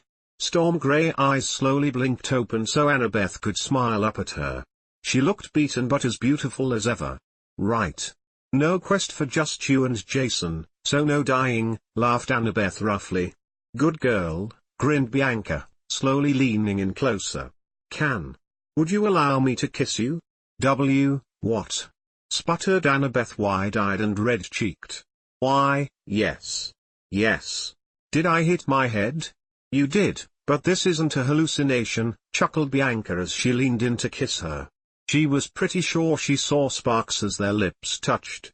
Carefully, she grasped the back of Annabeth's head to steady her, Annabeth's arms winding around Bianca's neck to hold on to her as they deepened the kiss until Bianca basically collapsed next to her on the bed. Both of them laughed softly as they laid in a heap of limbs. And for that moment alone, Bianca knew they could win. January 2009, New Rome. They had won the war. Sometimes, Percy still couldn't quite believe it. Actually, he really couldn't because he didn't know how they won. They fought, yes, but not against Saturn. He didn't know how they managed to win a fight if they never even faced the big bad. Mama and Papa had been utterly vague about it and claimed that the gods had taken care of it, but Percy wasn't a fool, he knew when his parents were lying to him. Still, in the end it didn't matter, as long as they won. And now they got to celebrate Nico's birthday together, Sweet 16. Nico laughed as he blew out the candles. Hazel, Mike, Dakota, Layla, Raina, Percy and Sally around him cheered and clapped before he started cutting the cake. There were whines coming from the ground, where Nessie, the 3 dinosaurs and the newest additions to their group were sitting, Aurum and Argentum, 2 automatons that had bonded with Raina. "Can't believe Nico's now all grown up," teased Raina, elbowing her best friend. "Excuse me, but he is only 16. As of now, still a child," corrected Sally, cutting the cake. She served it to the gathered group of teens. Dakota gladly and greedily took 2. He had been doing a lot of stress eating, because his broken leg from the war was still healing and he was frustrated with the crutches. Layla glared judgmentally at her boyfriend, but he ignored her. "Here. Got you this," drawled Percy while Hazel was talking with Raina. Nico blinked as he took the dark blue box from him. Percy looked flustered, which was strange. It wasn't the first gift Percy had given him, after all. Frowning, Nico opened the box to take out the bracelet. It was one of those that were made of one piece of metal, open so he could adjust the size and slip it out. One end of the silver metal was shaped like a merman holding a sapphire up, the other side was shaped like a skeletal dinosaur whose eye was an emerald, merman and dinosaur facing one another but not touching. Nico slipped it on and looked at it, smiling. It was the perfect representation of himself and Percy, the stupid little Jurassic King. "It's beautiful, Percy," whispered Nico lowly. "I love it." "Good," grinned Percy, ducking his head as he looked at Nico with soft eyes. Nico felt his face fall as he got lost in Percy's eyes. That soft smile on Percy's lips that lit the entire room up. His beautiful eyes shone brightly like Nico had just said something amazing. This very moment, Nico had a horrible realization. Good lords, I am so in love with this beautiful dork. Good lords, Nico D'Angelo was in love with his best friend. He startled out of the realization as the others started to pile gifts up on him. Okay, this was a crisis to be contemplated later. Much later. Chapter 3, The Heroes of Olympus. February 2009, New Rome. Ina, groaned Nico as he collapsed next to his best friend. Reina raised one eyebrow and put her book aside. She patted her lap and Nico gladly leaned back to rest his head on her thigh, looking up at her like the most miserable puppy ever. Aurum and Argentum on either side of Reina looked at Nico curiously, sniffing the son of Neptune. "What did you do this time?" asked Reina slightly amused, carding her fingers through Nico's hair. "In 2 days is Valentine's Day. What do I get Percy?" asked Nico frustrated. "You never had a problem with that," grunted Reina confused. "You always make chocolate for him and Sally. Too much chocolate, but they love it." But that was, drawled Nico and groaned, covering his face with his hands. "What happened, Nico?" asked Reina concerned, caressing Nico's curls again. "I'm in love with Percy," admitted Nico lowly, cheeks flushing. "What? When did that happen?" asked Reina surprised, eyes wide. I don't know when it happened, but I realized that it had happened on my birthday," muttered Nico with a pout. He was being so cute and sweet and all I could think about was that I loved this dork. And now I can't even. I mean, every time I'm alone with him, I get nervous and confused about what to say, because I'm afraid I'll give away my feelings. I mean, he's my oldest friend and we literally share a room, so what if my feelings make him uncomfortable and ruins our friendship, or makes Sally not kick me out, because she never would, but I mean, I can't be sharing a room with the boy I love. That's, drawled Reina, blinking slowly. You're ridiculous. Okay. Something better than chocolate. Something to show him that you love him. But not chase him away. Nico grunted in agreement, looking up at her pleadingly, but all she could do was shake her head. She had no idea what to do with that. She loved both Nico and Percy a lot and the thought of them being a couple would actually ridiculously cute. She also understood why Nico was nervous though. Humming softly, she started braiding his curls while he thought about it. March 2009, Camp Half-Blood. Percy frowned curiously as he played with the pendant he had gotten for Valentine's Day from Nico. It was shaped like a dinosaur skull and it was caved out of a shell.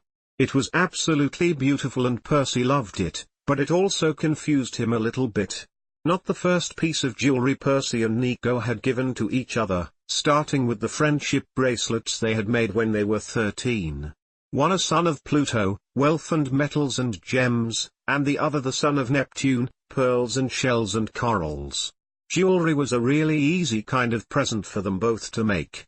The thing was that usually, on Valentine's Day, Percy and Nico gave each other chocolate and flowers for Sally. Never something materialistic like this. It nearly felt like a romantic gesture, but that was probably just Percy projecting his own stupid feelings onto Nico.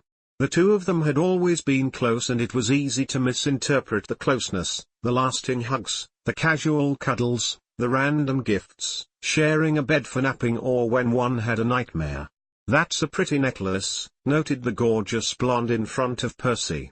She smiled kindly at him, her aura flaring in a soft pink that reminded Percy of Mike. Venus. No.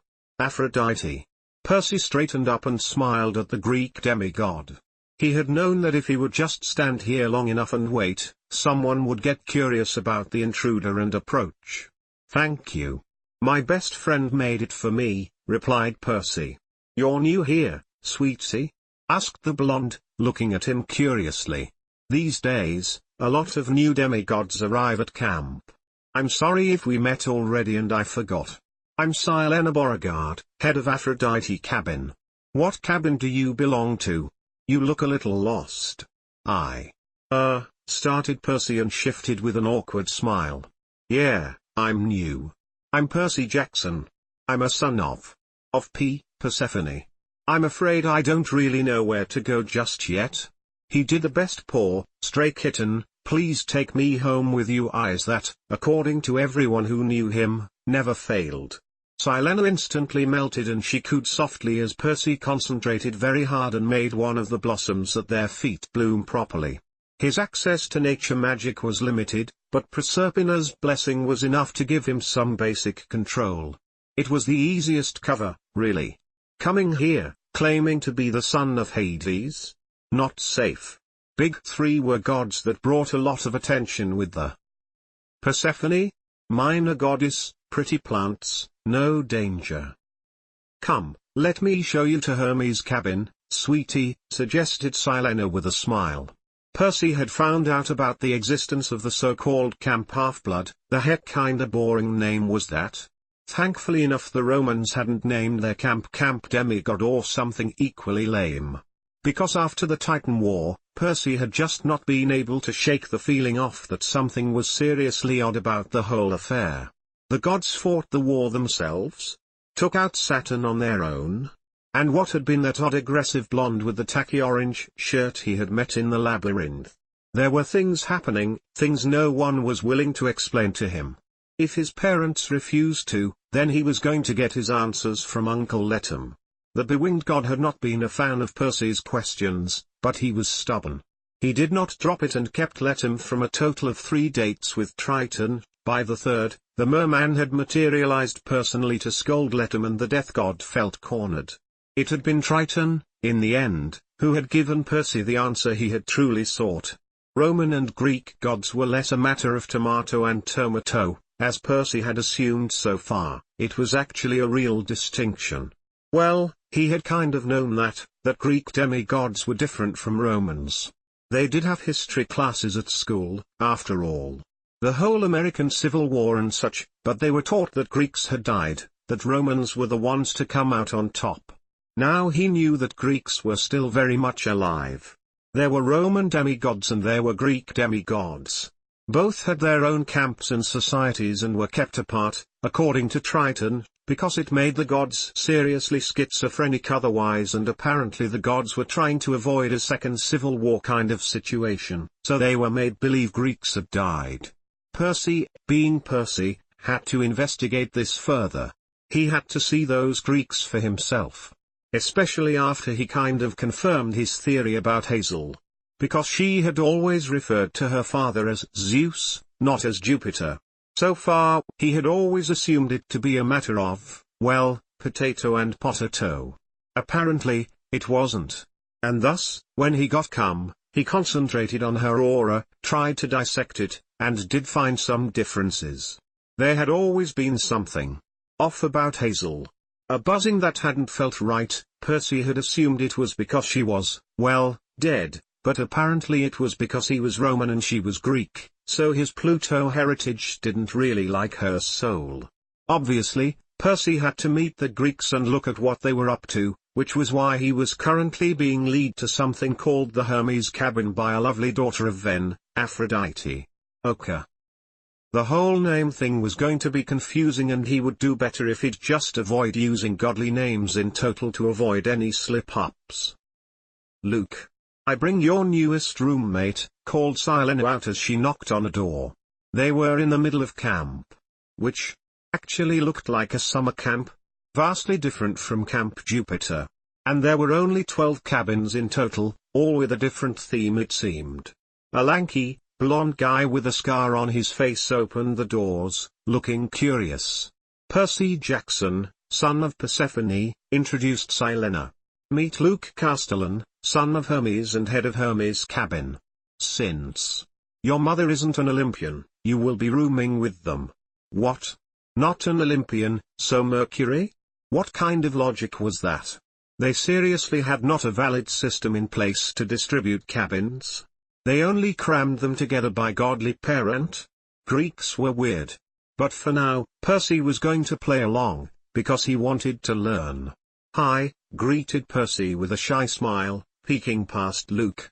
Come on in, kiddo, offered Luke with a kind smile, opening the door wide. We're still in the middle of building cabins for the minor gods, but since we only started doing so a few weeks ago, Well. But you'll feel right at home with us, we'll make sure of it. It looks crammed, noted Percy carefully, staring at the sleeping bags on the floor. We've recently cut a deal with the gods and it's still a work in progress, chuckled Luke sadly. More and more are now claiming their unclaimed children, such as you I assume, because usually our new arrivals are younger.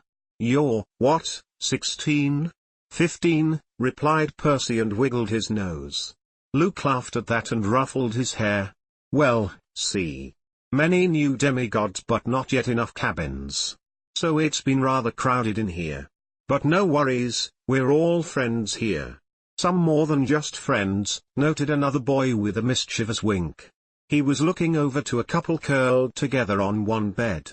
A blonde boy with a scar on his lip and a caramel-haired girl. They were kissing, at least until the comment. Both bolted apart, the girl blushing and the boy glaring and then throwing a pillow. Shut up, Chris. You and Clarice are way worse, huffed the boy. Percy, meet Chris, Jason and Calypso, introduced Luke. Calypso is a Titan. Daughter of Atlas. The one thing I hate about this camp, sighed Calypso exhausted. This urge to define yourself through your parentage. What is the point of that, really? I like the way you think, noted Percy with a snort. Who's he? Asked Jason curiously, getting off his bed to look at him. Percy Jackson. Son of Persephone, stated Percy, thrusting his hand out in greeting. You? Jason Grace, son of Hades, grunted Jason, shaking his hand. You got any fighting experience? I could teach you how to use a sword. Never got to mentor a newbie before. Jason, sighed Luke and shook his head. No, actually, never mind. Go and show him the arena. It would be good for Percy to get a basic grasp on it. You've been really restless since the war ended. Jason just grinned and grabbed Percy's hand. Percy, still too stunned by the fact that this was a son of Hades. Calypso pulled Jason in for a brief kiss before she went and left with Silena, while Percy was being pulled along by Jason, who was apparently his brother. Hades? Like the king of the underworld? Husband of Persephone? Asked Percy slowly. Heh? Yeah, chuckled Jason. Guess we're like step-siblings then, huh? Oh, so much more than that. Percy stared in stunned silence at Jason. How had his parents never mentioned this to him before? That was this. Oh, they had some explaining to do. For now, Percy allowed for himself to be dragged toward the so-called arena to pretend he had no idea how to use a sword and allow his baby brother to explain to him how sword fighting worked. The thing was, Percy actually liked Jason. Jason was fun to spend time with, he was kind of endearing, gladly sharing his tales of bravery with Percy. Which was a good thing, because this way Percy learned about how the Greeks had fought the war without looking suspicious, asking all the questions. Jason was more than eager and proud to tell him all about it. It was super cute and Percy kind of just wanted to keep the blonde. Take him home with him and introduce him to his mom. After all, the boy had been here for years, living at a summer camp without proper parents or a family. Just a bunch of children watching out for each other. Terrifying. Luke was a good guy, a big brother figure who led his cabin with gentle firmness. Silena seemed to be a mom type for everyone at camp, from what Percy saw that afternoon. She was dating a buff, big guy called Beckendorf, who was a genius inventor and seemed pretty amazing too. By the time night rolled around and everyone was tucked into their beds, or sleeping bags, after a fun bonfire celebration of sorts, Percy opened the shadows and, with a last look at his sleeping half-brother, traveled through the darkness and straight into his parents' bedroom. Sweetheart. You could call before dropping by, chided Proserpina softly. She grabbed him and pulled him into a hug, though he slowly but firmly pushed her off with a frown on his face. Both Proserpina and Pluto exchanged a confused look at that. Percy was a very affectionate boy, he always cuddled everyone, especially his family. You lied to me, stated Percy evenly. You lied. Not just about Greeks existing, I get that you couldn't tell me or whatever. But But I have a brother. I have a brother and you never told me. His name is Jason and he's adorable and dorky and he led his own great heroic life at an entirely different camp. What are we to you? Are there more? Do I even really matter to you? I thought it was different, because you love Mom. That we are a family. But you have more kids. So, what, am I super special and you neglected him, or do you just play that with everyone? Perseus, that's enough, ordered Pluto firmly and looked up at him. Please let us explain, sweetie, requested Proserpina, reaching out for him. He leaned back stubbornly, glaring. Fine. Then. Explain. Where does Jason come from? Where is his mom? Why did you never tell me about him, or him about me? Let's start with the last question, sighed Pluto. You're Roman and he's Greek. That's why you don't. You shouldn't know about each other. It would have broken the major rule of Olympus. I never met Beryl Grace, Proserpina took over. She was Hades. A young actress, seeking fortune and fame and riches. He had been with her far before we even met your mother. Jason is younger than me, pointed Percy out in disbelief. But Jason's older sister was born 5 years before you, replied Pluto evenly. Her name is Thalia. Your older half-sister.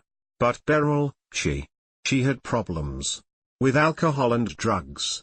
I tried to help her, but she couldn't handle the truth of having been with a god, of her daughter being a demigod. She was doing better, for a while. At the time, mine and Proserpina's relationship with your mother was, well, mainly a relationship between Sally and Proserpina at the time. I thought Beryl was doing well, but then Jason was born and she rapidly declined. Things got so bad that I wanted to take Thalia and Jason away from her, to have them live with me and Persephone. But Thalia had run away before I could get to them. She had taken Jason and gone. I tried tracking them, but they had rather cunning company who managed to shield them from monsters and gods alike. By the time I finally found them, they had already reached Camp Half-Blood and Thalia.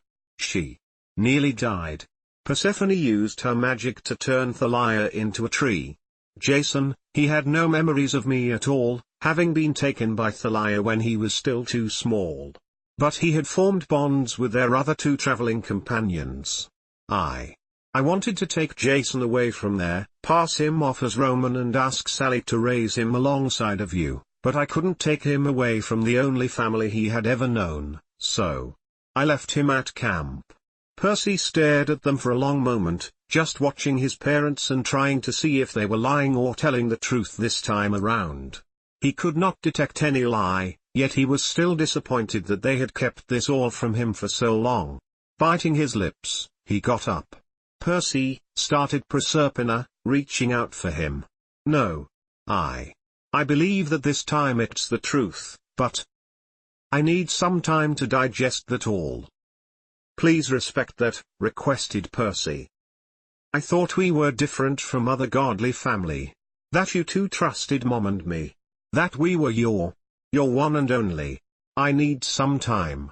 Before they could say anything, he opened the shadows and returned home. He startled a shirtless Nico, who was apparently just in the middle of getting ready for bed. Nico frowned concerned as soon as he saw the upset look on Percy's face. Carefully, Nico approached him.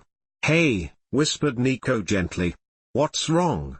Where have you been all day? He grunted when Percy collided with him full force, wrapping his arms tightly around Nico's shoulders and burying his face in Nico's neck. Instantly, Nico laid his own arms around Percy's waist and pulled him into a protective hug that made Percy feel grounded. A lot happened, muttered Percy. I know something that I can't tell anyone. But lies hurt people and I never want to hurt you, Nico, but you need to promise me that you'll tell no one. Okay, promised Nico instantly, gently caressing Percy's back. What is it? The Greeks, they're still alive. They never died. They have their own camp. And above all else, I have 2 half-siblings. Children of Hades, blurted Percy out agitated. What? That was a lot to take in, grunted Nico slowly. I mean, I believe you. But, yeah. The whole war, it was weird. Something felt off. So I asked around. And Triton told me the truth, and I went to check out that Greek camp and met my half-brother there, whispered Percy softly, pressing his forehead against Nico's shoulders. His name is Jason and he's like 2 years younger than me. And he's a Greek hero with a Titan girlfriend and I don't know what to think. It's okay, Percy, assured Nico gently, guiding them both to the bed and sitting down, having Percy essentially on his lap at this point. You have all the time in the world to digest it.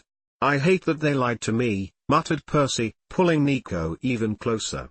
I hate lying. It just hurts.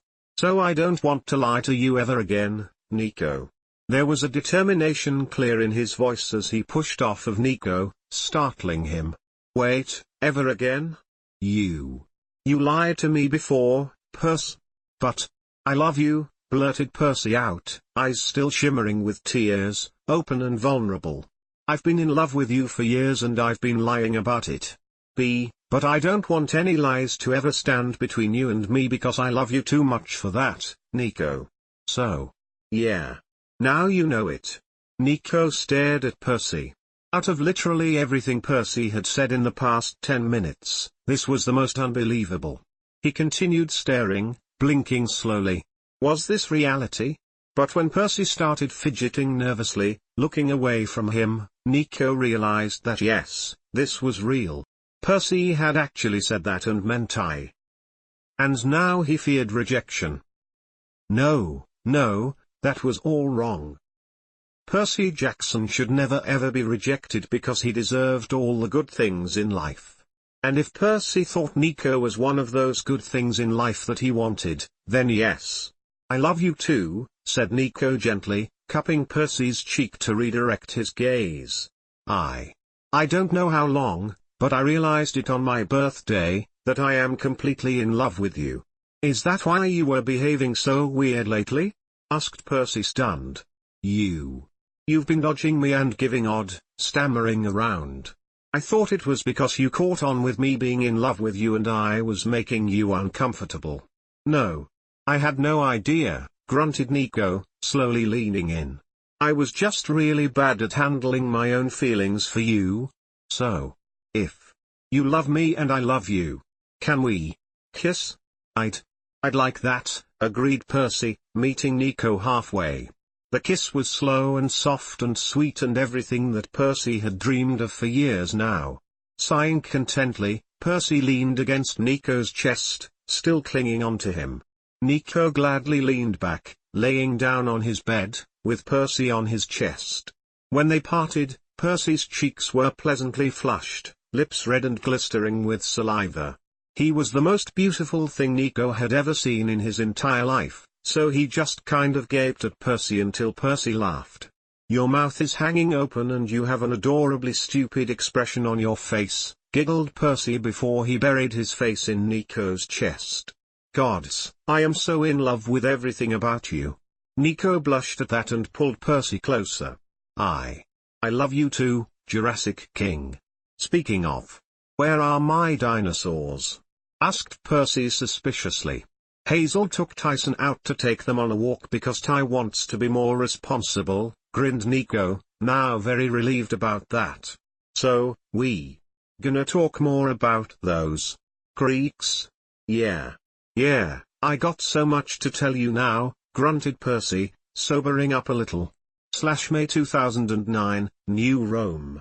They're so disgusting, sighed Dakota dramatically as he hauled a box. Percy and Nico, leaning over another box and kissing, plainly ignored him. It was only when Sally giggled in the background that they parted and blushed. They had been sneaking around for a little while, unsure what Sally would say, and after a month had confessed to dating. Sally, being the literal angel she was, had hugged them both and kissed their foreheads. For the next 3 weeks, Nico slept on the couch while Sally looked for a larger apartment, admitting that she should have done that a while ago. Nico, Percy and Tyson all still sharing a room had grown more and more cramped the older the teens grew. And now it was time to move, their friends gladly helping. "So, each of you have your own room," stated Mike, looking around Percy's new room. "On different ends of the floor, with Mom's and Ty's rooms between us," grunted Percy. "Sweetie, I love the both of you and I will not kick Nico out, I would never, but I also do not want the two of you sneaking around while I'm in the house," countered Sally and shook her head. "Oh, so once you're out of the house, all bets are off?" asked Raina amused. "Honey, I've been a teenager too once," snorted Sally. "I had my boyfriends sneak in through the window and stay over when my uncle wasn't home too. I know that I have no control over what the two of them will be doing when I'm not home. All I do want is that whatever you do, you will be responsible doing it and be really sure about whether or not you want it." Groaned Percy and covered his face in his hands. "You are a strange family," commented Frank doe-eyed. Sally laughed softly and kissed his temple. Dakota snorted amused as he brought a box to the new kitchen. For the next couple of hours, they all set up the new apartment together. The cute thing was the new guy. Frank Jang, son of Mars, who had only just arrived at Camp Jupiter. Of course did Percy and the others gladly take him under their wings. "So, how are you liking New Rome so far?" asked Sally with a kind smile. She was in the living room, overseeing how Mike and Frank were putting together a shelf. Frank looked up and returned her smile, ruffling his hair a little. He was living with his grandmother. When her health had gone worse, she had told him about his demigodly heritage, and since New Rome was for demigods and their families, they both found an apartment together, and New Rome helped Frank take care of his grandmother, for which he was very grateful. "I don't know," admitted Frank with a frown. "It's all very different," offered Hazel with soft eyes. "When I first came here, it was overwhelming. But then again, I totally came from the underworld and all." Frank jumped slightly, as he always did when the ghost materialized in front of him. Hazel was having way too much fun with that and with him. She giggled as he jumped and glared at her. "Yeah. It's overwhelming. Random ghosts, demigods, eh?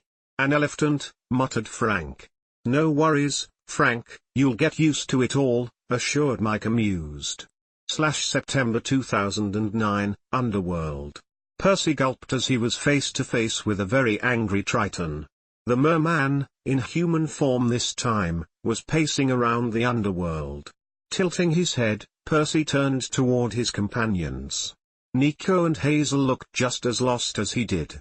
They did this, occasionally, regularly, coming to the underworld, because Hazel was a ghost and couldn't spend all of her time materialized in the above world. Percy would always come with her, and for the past couple of years, Nico had tagged along. They usually went to visit Pluto, Proserpina, Percy's half-sisters, Letu. Since Percy was still salty with his parents and keeping the interactions to a minimum, they had decided to go and visit Letum. Just to find Letum's boyfriend instead. Occasionally, with Letum, but never just Triton alone. "Where's Letum?" asked Hazel concerned. "I don't know," growled Triton before he paused and heaved a sigh. "He's gone. Disappeared. I asked Mercury to track him down, but even Mercury can't find him. Somehow it strikes me as not good when the guard of the doors of death is gone," mused Percy. Nico frowned concerned and stepped up to his big brother, grabbing Triton's hand. "We'll find him." "What?" asked Percy and Triton surprised. "We are," grunted Nico with a frown, looking at his boyfriend. "We're heroes. It's what we do." "Well, yeah," hummed Percy thoughtfully, tilting his head. "It kinda is. And it's been boring lately." "Okay. Sure.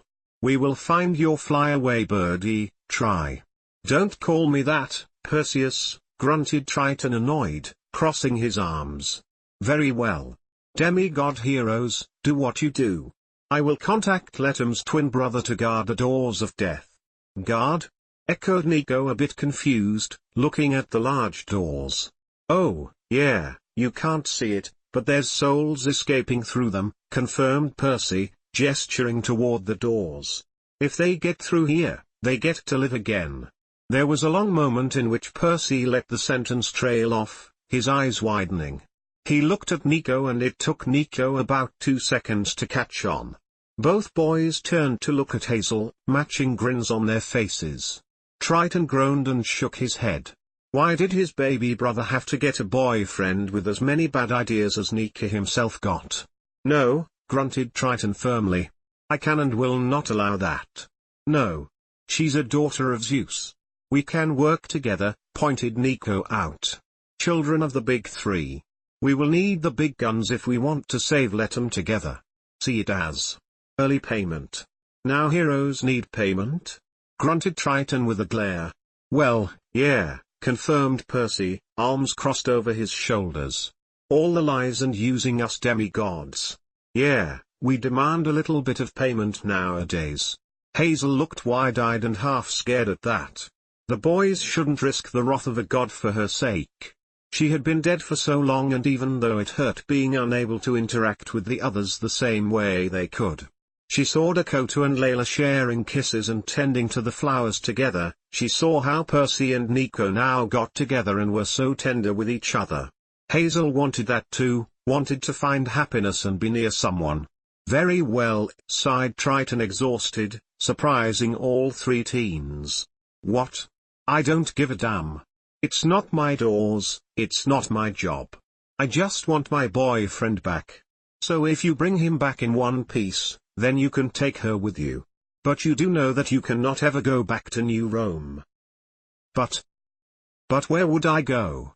Asked Hazel, half afraid. Camp Half-Blood, blurted Percy out instantly. You're Greek. It's where you should have gone all along. And they're nice. Really. I liked them when I met them. You would be fine. Hazel still looked doubtful, until Nico took her hands and looked at her seriously. You have a second chance to live the life that was taken away from you. If there was any chance for my sister to come back to life, I would do anything for it. So, don't waste this opportunity. There was no way Hazel could deny that. She had spent so much time being bitter, picturing what his life with Sammy could have been like, how living to an old age might have been. And now she actually had a chance to do so. Biting her lips hard, she nodded and faced the doors. It felt odd, disconnecting as she suddenly had her body back. She patted herself down, blinking slowly, wide-eyed. When she came face to face with Nico and Percy again, she hugged them both. Finally she could physically hug them. Tears streamed down her face as she hugged them even tighter, burying her face in Percy's neck. Both gladly hugged her back. Okay, kids. Mercury managed to narrow it down to the land beyond our reach. Alaska. So go and bring me back my boyfriend, ordered Triton impatiently. Saving Letum was a bit of a tricky quest and took the trio 3 days, but the combination of the big three alone was enough to give them an advantage. What Hazel lacked in training about her powers, Nico and Percy made up for, being experienced heroes. You earned your freedom, Hazel Levesque, stated Letum gently. He brushed his wing against her cheek gratefully before being pulled away by Triton. They had saved Letum and returned him to the underworld, where he could lock the doors of death again. And now it was time to part ways. She smiled nervously at Letum, clinging on to Nico and Percy. What now? Asked Hazel softly as the teenagers left the couple alone. Camp Half-Blood for you, whispered Percy softly, squeezing her hand. It's a good place. There are good people there. And you could look out for my baby brother the way you have for years over me. I love you, Hayes. You're my oldest friend. And I hate the idea of never seeing you again, but I also want you to be happy. I wouldn't say never, grunted Nico with a frown. MH? Grunted Hazel confused, blinking with her large, golden eyes. Some primordial force literally just abducted Death himself, noted Nico, both eyebrows raised. That's not small. That's the promise of something bigger. The three of us know about Greeks and Romans, and if this something bigger comes, we would be fools not to join forces. Hazel, when you're there, you have to soften the blow. Tell them about Romans. That you know Romans. That they exist. Tell positive story. About the war. The Romans must have the same blanks as we did during the war, the same questions about quests that just ended abruptly. And then, when the time comes, we reunite again to go into battle together. Hazel nodded seriously, straightening her back. She would train hard, so she could be useful during whatever battle laid ahead of them. She pulled Nico into a suffocating hug. Watch over Percy for me. And Tyson and Sally, ordered Hazel, eyes closed tightly. And Frank, Raina, Mike, Dakota, and Layla. And annoy Octavian for me. Cuddle Nessie and the dinosaurs. Stay safe. I'll miss you. Both of you. I love you. I love you too, Hayes, whispered Nico, pressing a kiss to her hair. Nick, you wait here for me, ordered Percy, sniffing softly. I'll bring Hazel to the Greeks. Be safe, ordered Nico, kissing Percy gently. Percy smiled thinly and took Hazel's hand to lead her through the shadows. They came out somewhere in the woods behind camp. He took a deep breath and turned toward her. Take it slow, advised Percy. Be vague about your past. Never mention you were dead. Say you were with other demigods before you came here. Tell them more. Once you made friends. Once you gained their trust, okay? Don't risk anything. And if you need to get away, call. I will. I love you, Percy, smiled Hazel, hugging him tightly. Percy smiled, a watery smile, as he led her to camp. It was bursting with life, just how he remembered it. Colorful and carefree, so unlike New Rome with its strictness. He spotted Jason nearly instantly, talking to a red-headed girl and a short Latino. Hazel stumbled. Sammy, whispered Hazel wide-eyed as she watched the short Latino laugh softly. Percy frowned confused for a moment before he approached the group. Hey. You, muttered Jason before he glared, punched Percy's shoulder and pulled him into a hug. You just disappeared. I thought something had happened to you, man. Percy's smile was weak and downright nostalgic as he returned his brother's hug. I'm sorry. I was overwhelmed with everything. And sleeping on the floor. Not really my style. Yeah, I can totally get that. Man, am I glad Hephaestus' cabin isn't that overcrowded. Jason laughed. Oh, right. This is Leo Valdez. He just recently arrived. My friend Grover kind of stumbled over him in Texas and brought him here. Leo, this is Percy, he's a son of Persephone. Hey, greeted Percy with a smile, though Leo was looking right through him at Hazel. This is my friend Hazel. After I left camp, I came to stay somewhere else, where it was safe for demigods. And I met Hazel there. But we think that maybe she would be better off here. So I brought her. And I hope you'll be willing to train her, to keep an eye on her. Do you think you could do this for me, Jason? She's like a sister to me. Jason grinned broadly and nodded. Of course we will. Hazel was it? You'll fit right in. We'll show you around and train you and it's going to be great, don't worry. Don't overwhelm her, sighed the redhead fondly. Hi. I'm Rachel, the Oracle of Delphi. Hello. It's a pleasure to meet you, replied Hazel, shaking hands with Rachel. So, who's your godly parent? Asked Leo curiously. That would be Zeus, actually, noted Hazel and ducked her head unsure. The other three started fawning over her and asking a million questions, giving Percy the opportunity to just slip out. He looked on sadly, biting his lips. But he knew this was the right thing to do. If he had brought her to New Rome, it would have all been for naught. Here, she could start anew. Make new friends, maybe find love, definitely find adventure. She deserved that. December 2009, Camp Half-Blood. It was too soon. That was the only thought running through Hazel's mind when she saw Raina sit in the big house, uncomfortable and confused. Jason, Charles, Silena, Clarice, Annabeth and Bianca were talking rapidly among themselves. All Hazel could do was stare at her friend. "You don't remember anything?" asked Hazel gently, resting a hand on Raina's upper arm. "My name is Raina," sighed Raina and shook her head. "Nothing more. I woke up in the middle of nowhere with no memories and I've been fighting monsters since then." Hazel nodded and gulped. It was too soon. She hadn't told the others about the Romans yet. She had barely just started making real friends, especially Bianca, Annabeth, Calypso, and Piper. Hazel even had a boyfriend. A month ago, cute and flustered Leo had first asked her out. Well, he had been flirting with her from the day they had met, because Leo was a flirt. And at first, Hazel kept pushing him away, because he looked exactly like Sammy, with whom he must be related. But over the first 2 months of her stay at Camp Half-Blood, Hazel came to realize that Leo was not Sammy. Leo was Leo. And Leo was adorable and amazing. Hazel had come to really love him. There were just several problems. One being Bianca D'Angelo, Nico's very much alive older sister, the other being the whole Romans thing. Another, maybe, Frank, whom she had had kind of a crush on before the start of her new life. She kept delaying the truth about the Romans, because she genuinely didn't know how to explain Nico and Bianca. She bit her lips. "Enough," barked Clarice out, slamming her hands down on the table hard. "Luke is gone.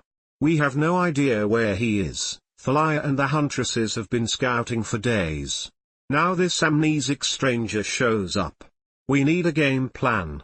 That's what we need." I have one," said Hazel unsure.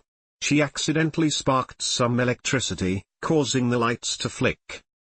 It was a nervous habit that she had been working on controlling, but wasn't very good at just yet. She could fly and control storms and electricity. It was a bit wild, still, even though she was working hard. "You do?" asked Silena surprised. "What kind of plan do you have, sweetie?" "The people I stayed with before I came here," started Hazel. "No. Wait. This isn't just for the cabin heads. Everyone needs to hear this. We should move this somewhere else." Half an hour later, everyone at camp was gathered at the amphitheater, with a nervous Hazel standing in front of them and a confused Raina sitting in the first row, softly talking to Annabeth. Leo and Piper sat next to Annabeth, both of them looking at her curiously. "As you know, I wasn't always here at camp," started Hazel, back straight. And Raina is from the same place." Noises grew louder and Raina perked up in confusion. "Which means, yes, I know where Luke is. He must be where Raina has been taken." "Wonderful. Take us there," ordered Clarice with an annoyed glare. "I can't. I mean, I genuinely don't know how to get there. And there is more," continued Hazel nervously before taking a deep breath. "They're Roman demigods. Raina is a daughter of Bellona, the Roman version of Enyo. We Greeks were kept from the Romans to avoid infighting because Greeks and Romans have always edged on. And whatever is going on now, the gods themselves must have decided that we all will be required to work together." "Wait," whispered Annabeth confused. "The boy in the labyrinth with the purple shirt. That was Percy Jackson," nodded Hazel, gaining Jason's attention. "Who is not in fact a Greek son of Persephone. He's the Roman son of Pluto and one of the heroes of the Roman camp. He was the first one to learn the truth and he came here to see, because he couldn't believe it. When he found out that I am Greek and not Roman, he brought me here. And I was supposed to tell you guys the truth, tell you about Romans, but I was nervous, afraid. I've never had a home like this and I was afraid to lose it if I told you guys the truth." "Hayes," started Leo with a frown and got up to get to his girlfriend and hug her. "No. We love you. You are totally one of us. Just tell us the truth. We're all listening." And with that, they settled in for a long storytelling time. /December 2009, New Rome. I am traumatized, sputtered Percy, disgusted, and covered his eyes. I need therapy now. Shut up, Jackson, growled Octavian, annoyed, and threw a stuffed toy at him. Percy had been gone for a few days, in the underworld with Nico and Tyson, just to return to absolute chaos. Raina had disappeared and a guy with no memory named Luke had appeared. Percy, having a hunch, had gone to track down Luke, just to find Luke Castellan, naked and sprawled out on a heap of stuffed toys and in the arms of an equally naked Octavian. "Ew. Very much ew," grunted Frank as he too turned away. Raina had become like a sister to him since he got to camp, and that she was missing worried him. Percy heaved a deep sigh and threw Luke's clothes at him, glaring a little. "Well, Octavian, you slept with a Greek," announced Percy pointedly. "Yes, they're alive. Apparently, they're good fucks. Ew. Get dressed, Luke. I'll bring you back home." "Home?" echoed Luke eagerly, stumbling a little. "Greek?" hollered Octavian, scandalized. "How? What does this mean, Jackson?" Percy lifted a finger, but Nico interrupted him. "Not now. For now, we bring Luke back to his camp and get Raina back to ours. Then, we will explain everything." Luke looked utterly confused, but got dressed and followed Percy and Nico through the shadows and toward Camp Half-Blood. The first one to greet them was Hazel, pulling Percy into a tight hug. "I explained everything to them days ago," whispered Hazel. "We're fine. I think. The Hephaestus cabin has started building a flying ship that we will use to come to New Rome." "Wonderful," sighed Percy. "Because shadow traveling all the cabin heads would be a little exhausting even for me. How are you? Have you settled in well? Tell me every." Bianca," whispered Nico, strangled, and the heartbroken word interrupted Percy. Frowning, Percy turned toward his boyfriend, who was staring a girl that looked like a female version of Nico. The girl looked just as haunted before she launched herself at Nico and hugged him in a bone-crushing way. They clung on to each other for half an eternity. "Hazel was right," whispered Bianca. I didn't dare to believe it when she told me that where she is from, you are alive. Oh, I missed you so much, Nico. I thought you died when Mama died. But the gods separated us. Because we're Roman and Greek. I never thought about it. I knew you were the son of Neptune and I'm the daughter of Poseidon, but I thought that meant nothing.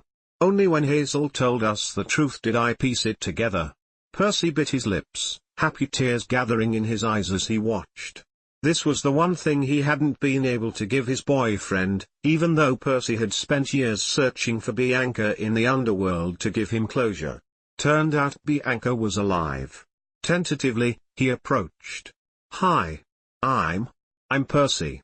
I've been dying to meet you," said Percy to introduce himself. "That's the love of my life," tagged Nico on eagerly. "Percy, my big sister. Love of his life," laughed Bianca, wiping tears away. "It's a pleasure to meet you." June 2010, Princess Andromeda. Percy grinned as he stood next to Bianca and Nick. The children of the sea having become the navigators of their very awesome flying ship. They had spent half a year building it, Romans and Greeks alike.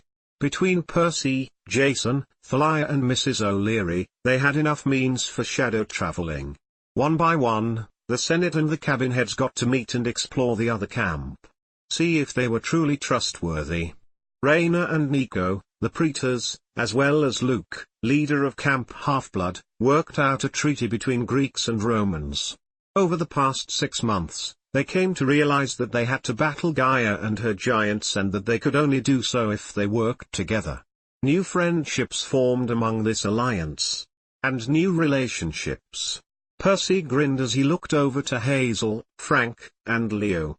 Frank had been so happy to see that Hazel was alive and had not actually moved on to reincarnation. The three had spent so much time together, until they finally figured out that they could be more than just friends. The creepiest was, of course, grumpy Augur Octavian actually falling for Luke. Their one-night stand had repeated, more than once, and at one point, it became more than sex. Granted, Percy was pretty sure Luke was the main reason the augur was even on board. Both, literally on board of this ship, as well as on board with the plan. And here they were, Greeks and Romans, prepared to fight alongside each other. Their ship held course to the old world. The real Rome, where their quest for peace was going to start. "I can't believe we're going to Europe, bro," muttered Jason as he sat down next to Percy. Percy grinned broadly at his baby brother and reached down to ruffle Jason's hair. The two of them had grown closer too, and Percy had even gotten to actually meet Thalia. Granted, they kind of clashed at times, but overall Thalia was pretty awesome. "This is going to be amazing," whispered Piper as she and Calypso joined Jason.